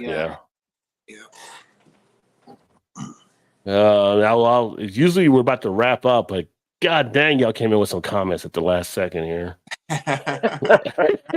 Gotta get to them, Rod. Gotta get to them. I'm trying to see where I left off. Even it was I looked up and it's holy shit. There's a lot of comments that came in towards the end here. Heineken in a can is how it was intended, Pat said. Corona with lime is a godsend. I'm not huge on the Corona with the lime. That's what I don't usually like, but I heard the Familiar was actually better being a Mexican brand, so I'm looking to check that out. Corona started advertising putting the lime in the beer to fix the skunking that happened from their bottles. They literally changed their advertising style to fix the problem that was happening from the bottle problem. Instead of fixing the problem. So they suggested, they actually had it in their commercials to have the lime in there because they knew that would undercut the skunkiness of the beer. I feel like That was a Mm. Corona's marketing department actually designed that to I feel like- fix their problem. I feel like it says it on their label too, doesn't it? It does. Yeah. It does. They do that on purpose to fix what Interesting. they realized it was a problem, and they said, okay, we got to fix the problem. This will fix it. We have to advertise that you have to fix it this way. And they didn't say it was a problem when they said, hey, do this. They just said, hey, do this. And people did it, and it was good. So everyone was fine. But yeah, that's why their advertising is with the lime. Hmm. To fix Interesting. the skunking that happens automatically from their bottle. So adding lime juice to a skunked bottle will help the beer. Well, it's because of the clear bottle too, like it is. So yeah, so Yeah. yeah. Guinness Zero is the word. I haven't had the Guinness Zero yet either, so it might But be I'll tell interesting. you, the Corona marketing department did a pretty nice job, honestly. Like they sorted out their issue without having to change what they were doing. They didn't have to spend millions to fix the problem. They just told people to do a thing, and that fixed it for them. So Put the lime in. The lime helps. the lime and the coconut, and drink it all up. Genesee dirt. Yeah, Genesee, for a decent beer you get at a low price, Genesee's not bad at all. I mean, you get like a 12-pack for like $8. Yeah. I'm okay with that. 12-pack. Vodka from a plastic bottle. Go pop off. Pop off is commonly in a plastic bottle. I've had days for that back in the day. Mhm. Plastic is cheaper than cardboard as a commodity, Pat said. So there you go. Yeah. Yeah. I think no matter what Yeah, for costs sure. in their price, and definitely get rid of the plastic offerings. Yeah. I think it's the point, right? I mean, you got to start. You can't just keep dumping stuff. You have to at some point make an adjustment. Well, you also have to think the plastic versus cardboard costs. Cardboard has to come from trees, so it's like paper. It's coming from trees, so you have to have that pulp to make cardboard. So you're hurting the environment. But you can replant trees. You can replant trees. That's true. To grow new trees versus plastic just taking up landfills. You can replant trees as long as there's spaces to replant trees in. Yeah, and not condos. The human race has been very good about taking away spaces that trees can. Well, what's funny is like we see stuff happen, and it's like land's like, oh, this house fell off the side of a hill, in California or something. It's like, yeah, you don't have to put houses everywhere. Like some plate land is not good land. People build stuff down south somewhere, and it's like they start sinking. Like, yeah, because part of your land's a swamp. You don't want to build in that area. You don't need to build everywhere you can actually try to build. Like, leave some of the other stuff. You're tearing up the ecosystem. Right. Yep. 4-pack and a 6-pack leather carrier. But this has always been carriers. The people who are in the craft beer are willing to pay the 50 cents extra for the most environmental. Yeah, I think so too. And I would say overall the craft beer community is definitely more of a eco-conscious type community as well. Yeah. I would have to completely agree. But I mean, so you're willing to pay extra for the beer. Why aren't you willing to pay extra 50 cents to have something that's eco-friendly? Right. Yeah. I mean, overall, most people are pretty. If you're buying what's the 50? Oh, they do the smoogie. Oh, imprint. No, I'm sorry, it's not smoogie. Then it's 50 North, 50. 450 North does the smoothies. Yeah. But they do the sours as well. Yeah. So you're paying $30 for a 4-pack. Why not pay for a more environmentally friendly way to carry it home?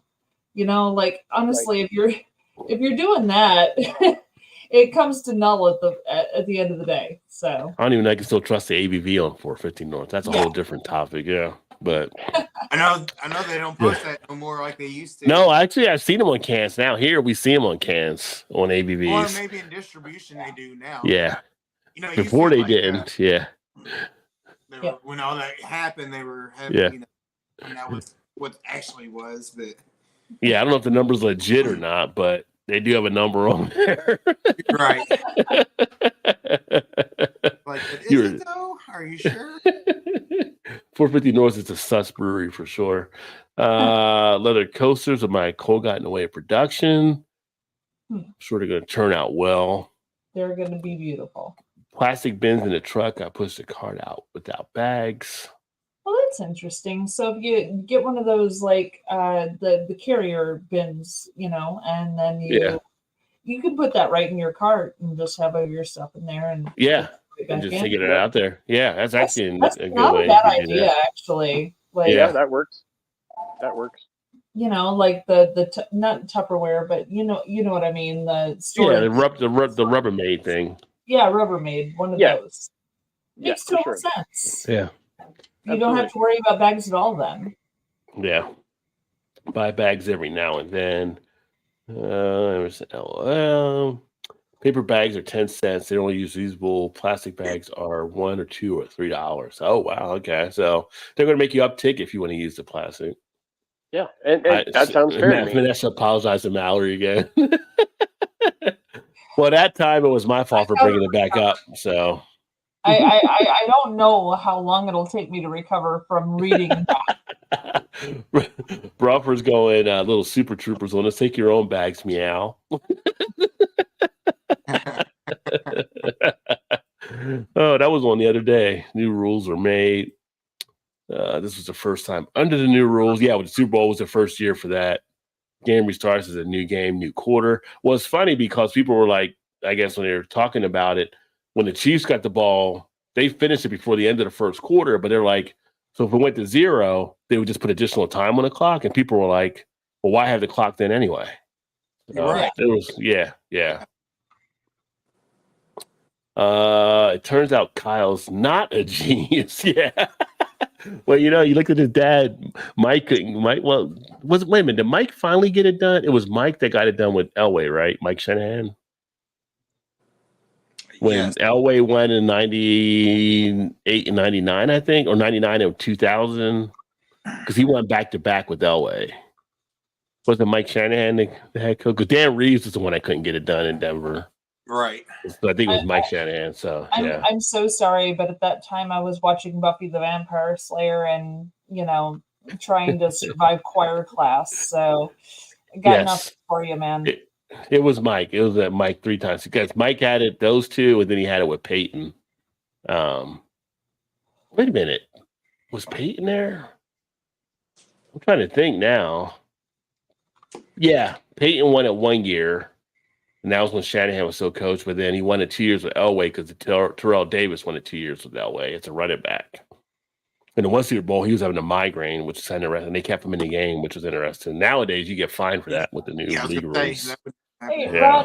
Rod, who started this thing where you refer to people by first names? Just saying. What do you mean? I mean, I have no freaking clue who the hell you're talking about. Kyle? Shanahan. We're talking about Shanahan. They're Mike Shanahan, Kyle Shanahan, Peyton Manning, Terrell Davis. They're all football players. Yeah, They were I Broncos. only pay attention to the Steelers, so I don't care.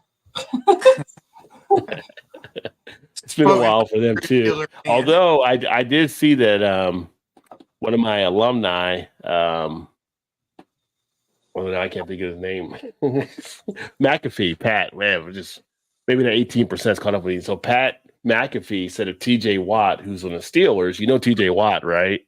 Yes. So TJ Watt wants to break the 22.5 sack record. So if he breaks it this season, Beverages donated $500,000 to one of the charities of TJ's choice. Oh, that's sweet. I like that. Nice. Yeah, That's cool. So No, I'm happy to hear that. I did not know about that thing. So that's fun. but then it's like, well, can't you just donate $500,000 anyway? Because apparently you have the money. Yeah, really, right? Just saying. No, it's for sure. fun. It's If you're willing to do it anyway, I get the incentive, but at the same point, No. it's like, oh, sorry, folks, you don't get the money because TJ came up with sack short. At the same point you're saying that, if he didn't actually get there, do you think this guy would say, no, I'm not going to do it now? No, he'll probably end up doing it anyway. Yeah, I mean, Pat's a pretty cool guy. Yeah, during the college season, they were doing a kick the field goal thing, and everybody watched the game day type stuff, and they gave a guy a second chance on one of them. When the guy made it, Pat still went ahead and gave him money for it. But yeah, he's entertaining. I love watching Pat. I know he gets us but he's like entertaining. He was just that way in college, from everything I know, when he was at WV too. So yeah, when he was a punter at Colts, he was freaking hilarious.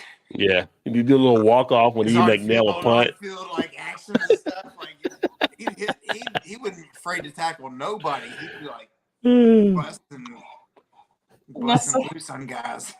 Vanessa, you were sitting in my chat talking. So, Rod, I don't know if you're aware, Well, her but chat should come over to mine. I think it comes over. it does.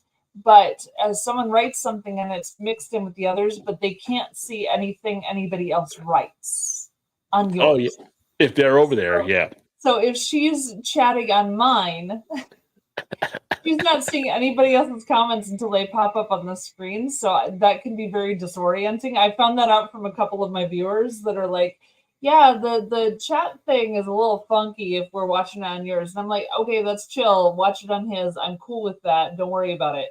But they're like, yeah, he's showing comments and we never saw those comments. I'm like, okay, it's okay. Honestly, pop over to Rod J's. It's not a big deal.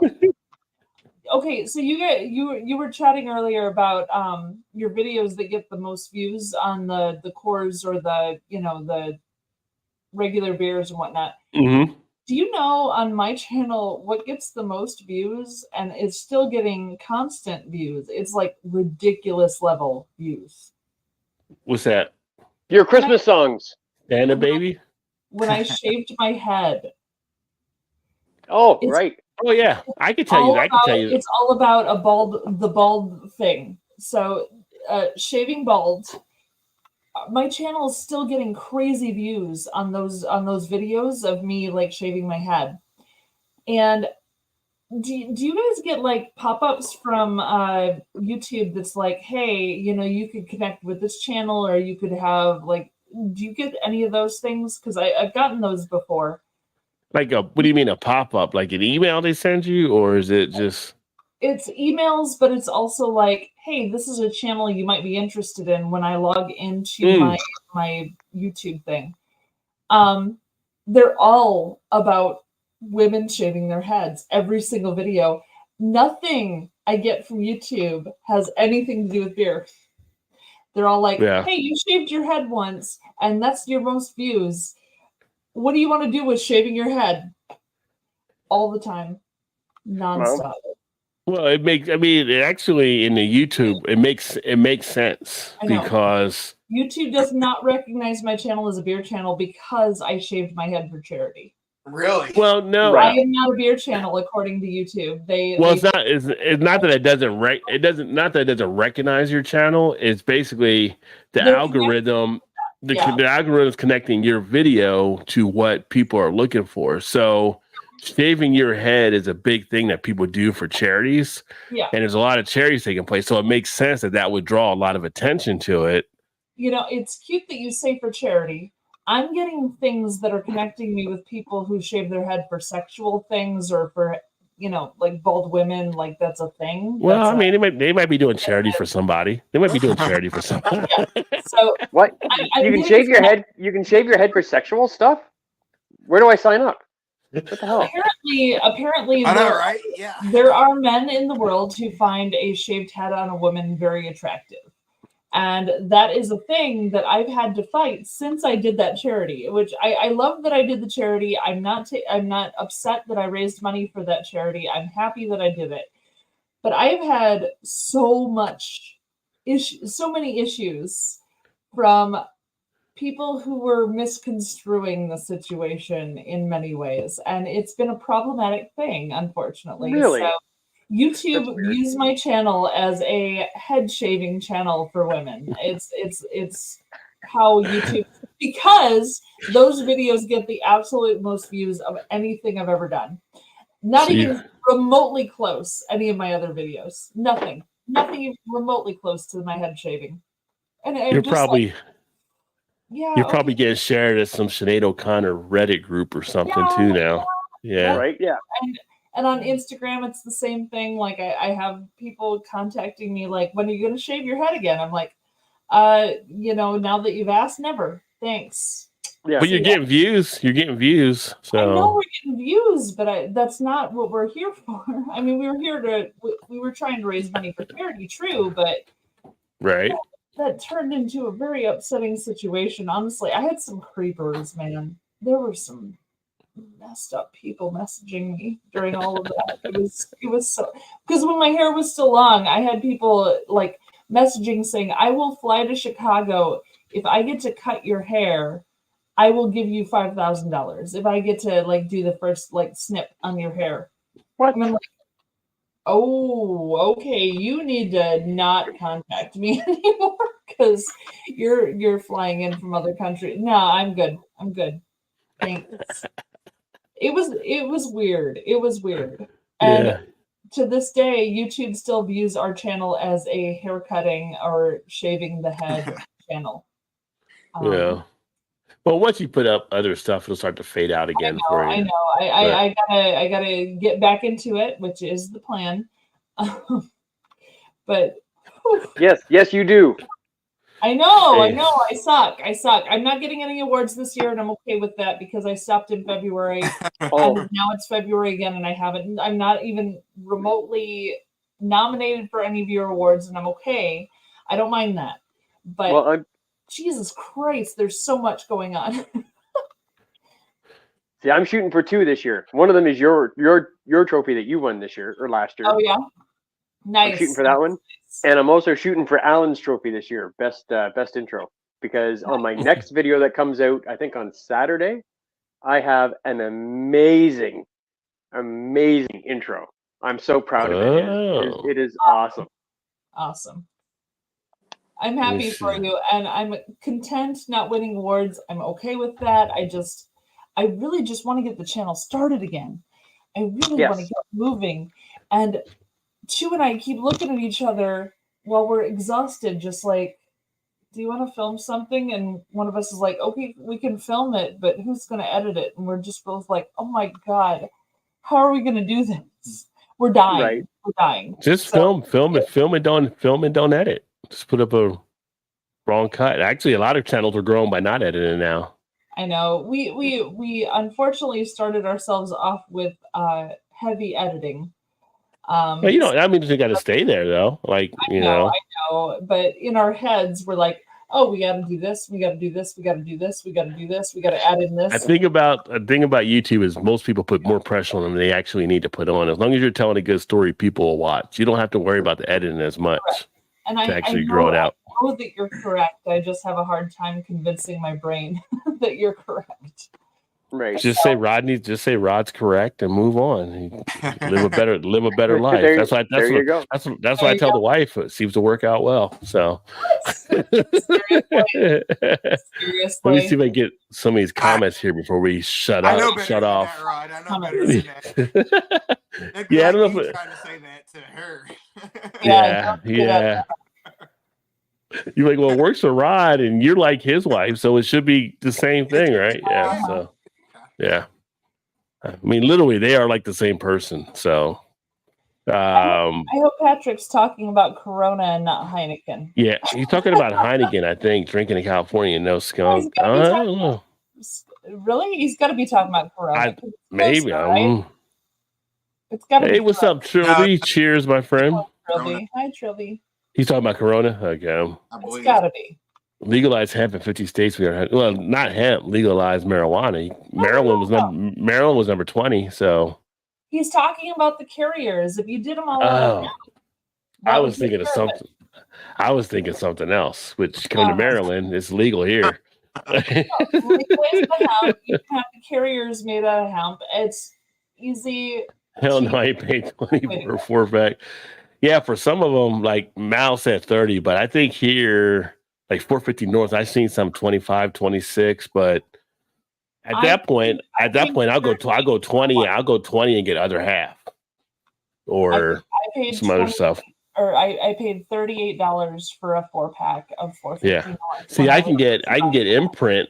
I can get imprint, and his imprint's going to be like 18 and 22, maybe. It's going to be less than 450, and I can trust them on the ABV. See, that's crazy because imprint's more expensive when we sometimes get them here. Yeah. Vanessa said 15 gallon plastic tubs stored at the car. Yeah, there you go. Take them out, store them at the car, put them in the bags. Right. Leather tote the size of shopping bags. You got so many good projects, right? Vanessa. I love Vanessa. Vanessa is so uber wise. Even though she told me it's terrible to look up, I love her. 99. Last year, my degree in math and computer science double major. Always learning. I don't know about that, Patrick. Oh, Patrick is right. You are uber wise for sure. Oh, for sure. Yeah, absolutely. Timur says, Patrick, what state are you from? I'm smoking hemp right now. I moved back over to Rosin. There you go. I mean, you can still see, I can see all the comments here. So Mouse feeds in, but it's like she was saying, if people are commenting, you might not see them through there, I guess. Yeah. Save my head that December, so December 22nd, I think. You should see the stuff in my feeds. My brother saw one of the stuff that pops up and said, what the heck? Oh, well, yeah. Let's see here. OnlyFans Shane. There we go. There we go. I love it. Let's see here. Shave my head every 6 years or so. Edgar says I shave my head 2 times a week. Bald lives matter. Yeah. I shave mine as well. So in fact, I just got a new head shaver because my other one were like, I don't know, some of the Amazon ones are kind of cheap, but I got a new one to plug in. It's like these are like 7 or 8 heads on or whatever. You pop it into the electric type thing and you're done like in 5 minutes or something. But yeah.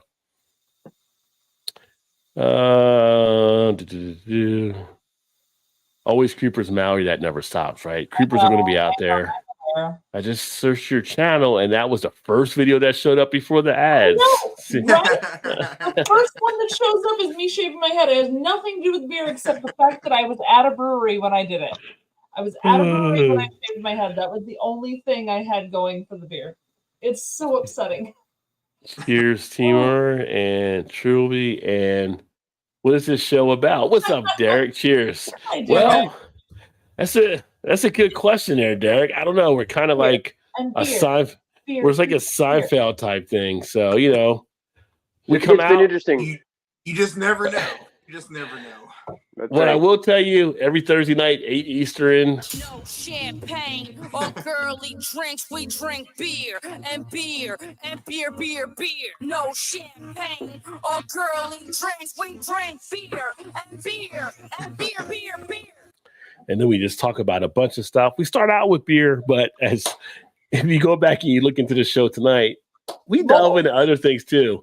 We educate on different topics as well that may or may not be beer related. Man, it went off the rails pretty hard tonight, let me tell you. But pretty hard. Which there's no saying you should be happy to hear this. Like, it went off the rails and you wasn't even here. I know, right? I missed the first little bit of it, yeah. So I kind of caught up. Everybody kept commenting about what was going on. I'm like, okay, I got it. Like, it wasn't even her fault. So I was like, we can't blame you. No, you were not at fault at all. You did great. Oh, thank you very much. Like Timur said, it's cool that it's live. Good beer time. Well, appreciate that, Timur. Yeah, we just have a good time. Drink beer, kind of give you a virtual happy hour. We talk some beer news, talk some beer things, what we're drinking, what to look at for the different channels. Make sure to check out Shane's got his craft channel. You got Mao, who's got the channel coming back here as well. So we do a lot of good things and have fun and pretty much open it up that this is the one consistent live feed we do every week, Thursday night, 8 Eastern. And then I'll put up different other beer stuff during the course of the week. So it's a fun time. That is. Hey, Derek from Vanessa. Show about nothing, right? Like Seinfeld, but with beer. Glad you found us, Seymour. Indeed. And oldest paper mill in the USA here is in this town, Vanessa says. She's just an abundance of facts. I know. Abundance. She really is. There's a lot of breweries that are over $20 right now. Meow. Right. See, I almost said right now. He said, "Give me the meow again." I'm not going there. Sierra Nevada is my homeway Magnum Imperial 99. Yeah, I just did the review on the Imperial. That is a good one with the Magnum. They did increase the ABV, so yeah, the Magnum did increase the size. I'll leave it there. You can make your own joke, but yeah, it did increase with the Magnum from the base version of what it was before. So. $9.99 for a 6-pack. Yeah. Trez is in the house super late, but cheers. I thought Trez, wait a minute. Do I have it on here? Turn Do I around. have it? No, but for Trez, I thought he might be in mourning a little bit. So Oh yeah. let me take a look. Where is it Why at? is he in mourning? Is it I on thought I had it here. Trez is a 49ers fan. And yeah. Oh, okay. Yeah, so I thought I had it on here, but maybe I don't. I was going to play taps for him, but looks like I may not move that over to this one. He was We could just sing it for him. Yeah, there we go. Oh, he was hoping his Niners would get number 6, I believe it would have been. So, but sadly, it was not to be.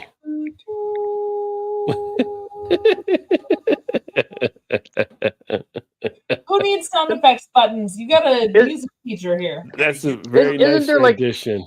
Isn't there a high note at the end of that song? Like No. a double high note, like da-da. Like it's really high. I think, at the end. Yeah. No, Maybe you I'm thinking Reveille. leave it there because it's more vibrant. So you leave it at the low note. You don't want to pull it up to the high note. No, I think there's 2 more notes at the end of that song than you did. I could be wrong. I'm no freaking expert, but I'm pretty sure. Easy. You know she was a music teacher, right? So now you're I'm well aware. I am well aware. I have been in the presence of greatness. I have watched Mallory sing live, and it is just fantastic. Stop that. Oh. No, it's true. Oh. It's true. She's fantastic. But no, taps ends on a lower note. It's supposed to show reverence. It's not. It's like a solemn song, right? It's giveaway. It's like it ends lower because it's honoring those who haven't made it. Yeah, for See, sure. I gotta write this down in my notes because I gotta go look it up after we're done the live now. Okay. I mean, I could be thinking of something different. I could be thinking something different. I played it on the trumpet several times, and now I just kind of sang it right now. But I've never actually sang that song before. It's always on the trumpet. But yeah, it ends on the trumpet. It's all about lip control. No notes. That's true. You do not. Right. It's cute that Rob's laughing, but on the trumpet, you actually. No, you know what I'm talking about, Mallory. Mallory knows what I'm talking about. No, you almost teed me up for another joke there, but go ahead. Yeah, lip control. On the trumpet, that song was intended for the bugle. The bugle has no valves. The valves are the keys that you press. On the trumpet, you never use the valve. Keys. You never use the keys. You don't use the valves. Play that song because it's all in the lip. It's all in the lip. You don't actually affect anything. Wait, what are you talking about here? You guys are killing me. You're killing me here. Working the valves, doing the lip sir. I'm just saying, I'm restraining because we got to end the show. But I'm like, man, there's a lot of joke material being thrown around right now. It's okay, Mallory. I get you, Mallory. You get me. We understand what we're talking about. I get you, Shane. I know you understand what I'm talking about. We're all good. Yeah. Roofer put up the trumpets there for you. So there you go. Thank you. Vanessa cheers from Tread. How about them Patriots? Oh, new coach. They need a new coach. Steelers. Ravel taps national anthem. Hail to the Chief. Very familiar with those. And Patriots fan as well. Going to be a bad next year. Oh, well, it's got to gotten bad, I think, already for them. But, people were like, Tom Brady left, and it was like Bill Belichick went down. Like, you just got the old Cleveland Bill Belichick. That's all you got. Right, exactly. Remember before Tom came? That's how he coached. That's how he was. So, no change. All the teams are on the pendulum. So, and see, Vanessa sees the jokes. Vanessa's like lips. She's kind of see humor in there, too. I'm just like, leave it alone. Leave it alone. All the teams are on the pendulum. They're swinging backwards right now, but eventually they'll swing forwards again. And the Steelers are the same. The Pirates are the same. And the Cubs are the same. And everybody has their little pendulum swing. And eventually they'll be good. And sometimes they'll be bad. And if you're a good fan, you're going to stick with them no matter what. So relax. It's all good. I'm still waiting for the good for the Reds. It's always the Reds. It's cute that you say that, but she was a Lions fan, and he's had a rough time. So close, so close. It's still a better year than they expected. Yes, for sure. Oh, and it just occurred to Edgar's me, a Mallory. Rams fan. Yes. It occurred to me, Mallory. You're right. I was thinking of the last post, Yes. not Taps. Ah, okay. The last post has those 2 high notes at the end. Sorry. No, Yeah, Ah. I just thought of it just now. Taps always stays low at the end because And we're still talking about this. Sorry, sorry, Todd. It just occurred to me that I was thinking of the wrong song. I was thinking of last post, not Taps. I'm just kidding, Shane. It's all good. No, it's all good.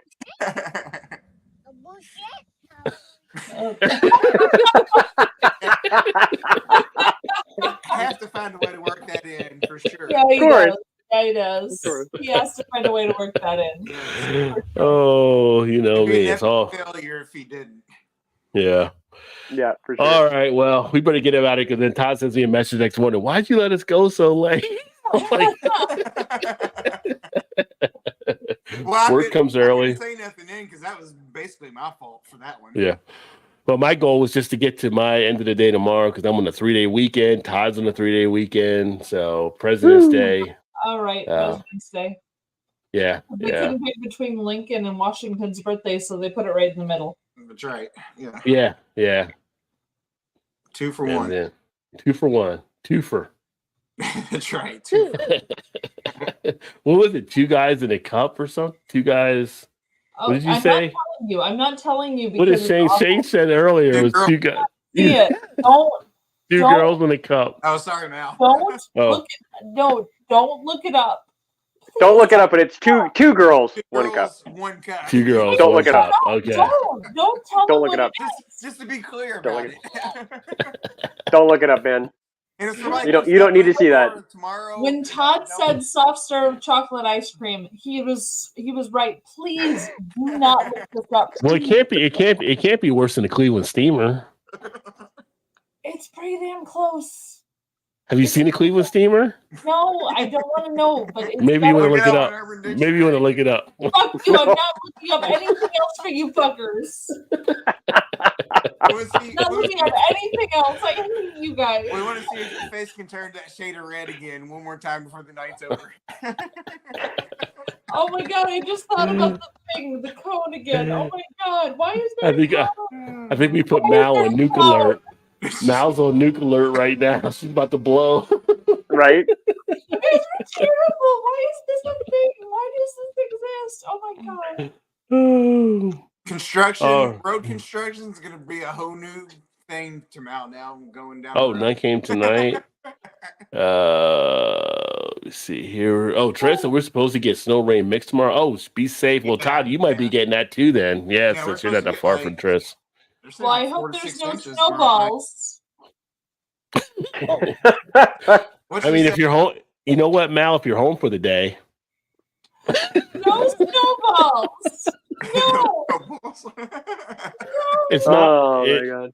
It's not Snowball plural, fight Mal. ish, maybe. It's snowball, and you don't want to be snowballing. It's not plural. It's not plural.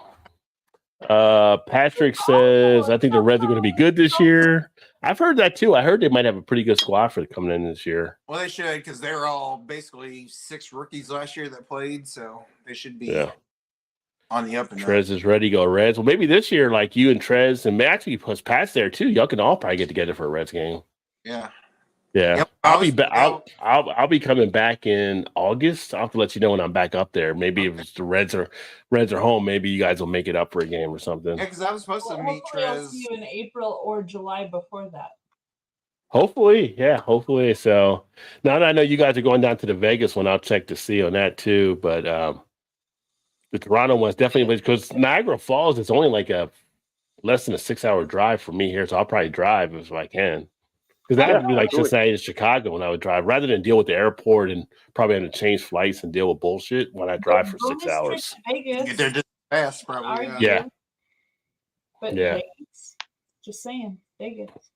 You know, But I'm this gonna app- have to try to meet up with Trez for sure this year at the game because we were going to last year and then he couldn't. Something Yeah. came up and he wasn't able to meet up that day. So It says, ask Vincent Man.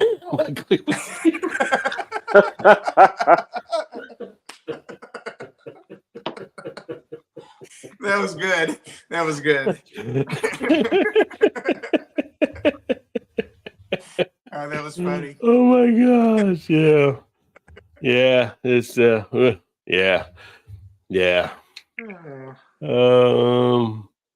It really gets snow, but not here. There you go. Oh my god! Did you look it up for real? You should. You should have looked it up. She did. Yeah. Curiosity. I didn't- killed the cat. Oh, why is that a thing? Why did you look it up? That's a better question. You knew it was going to be bad. Right, Shane? Right? I can't help myself. It was Curiosity terrible. killed the cat. Why? Yeah. Why? That's right, Todd. You're right, Todd. You're right. Absolutely. So 2 to 4 okay, inches. great. Yeah, be safe there too. And then Cleveland Steamer, like that makes the most fucking sense. And what the hell? Shane- What the hell is wrong with people? See, Should that's why I I asked. gonna I have asked this- it. That's why I asked if it's worse than 2 girls in a cup, because I haven't seen 2 girls in a No. cup, but a Cleveland Steamer is No. pretty bad. No, it's not worse than 2 girls in a cup. Well, see, there. Okay, all right.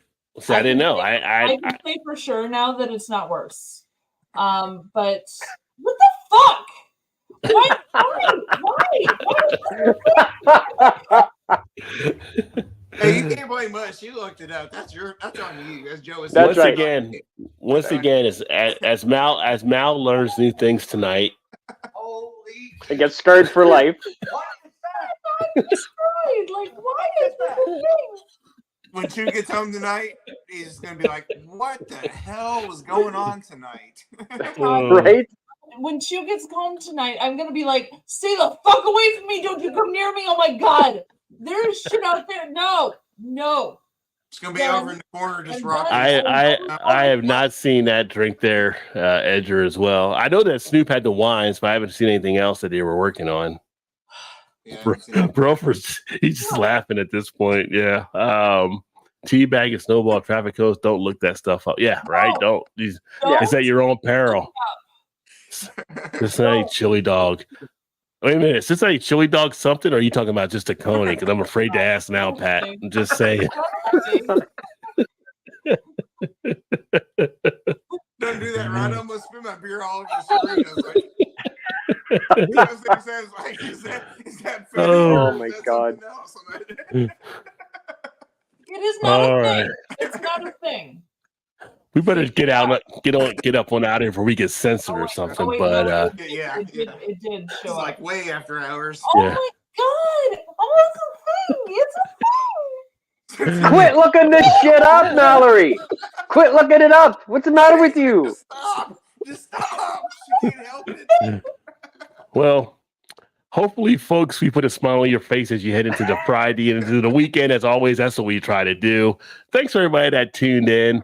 More beer stuff coming to my channel. Make sure, again, check out Shane. Shane's got great stuff happening on his beer channel, Shane's Craft Beer Reviews. Who you got for your guest tomorrow night? I've got Ray from the Elkanauts, actually. So Ray from Alcanasta, and that channel is Shane's Friday night live stream. It's Friday Night Live Drinks with Shane is my live. There you go. My live channel. So yeah, so make sure to check Shane out. Mal's still trying to catch her breath right now. Obviously, Todd, you just check out here. We got Edger drawing descriptions now in the chat. Cheers, everyone. Welcome to all the new viewers that have been here. And this has been fun. This is what we do, like I said, every Thursday night, 8 o'clock Eastern, usually till 11. We went a little bit over again tonight, trying to As usual. curtail that back. But, it's a fun time. So we're going to go ahead and sign off. And thank you all for being here. Ding dong, motherfucker! Ding dong! Stables. Yeah, I'm looking for a Hoffman. A horseman? A Hoffman goes by the name of Rick. Not here. Are you a Hoffman? I could be. What can I do for you? Friday night, you can see me at War Games. Bring all your Horsemen, because I will have Moondog Spot, Moondog Rex, and the Monkey Brothers. Yeah, I'm looking for a Horseman goes by the name of Rick Flair. Don't know him. Can I leave a message? I guess. All right, write this down. Tell him it's Big Dust, Okay. the American Dream. Okay. Tell him to meet me Friday night, Starcade. Meet you at the stockades. Yeah, Starcade, Friday night. I don't know what you're wasting your time for. Is this Baby Doll? Baby Doll, I know that was you Jezebel! Hello, I'm looking for some horsemen. I've got plenty. How many you need? 4. 4 horsemen. Yes, sir. This Big Dust calling on behalf of Crocker Promotions. Can't hardly understand what you're saying, but Sorry, I got a little bit of a lisp. What about Chris Benoit? Oh, he did. Sorry. no, I don't really know what you're talking about. Is this J.J. Dillon's? No. Don't lie to me, JJ's. You and I go way back, Jack. Well, it ain't JJ. You got the wrong person. Don't mess with the American dream, JJ. My eyes are open as big as silver dollars, Jack. Well, you got the wrong guy. You and I, JJ, leather strap match. Dustin Rhodes is the master of the strap match. JJ Dillon, you a yellow dog.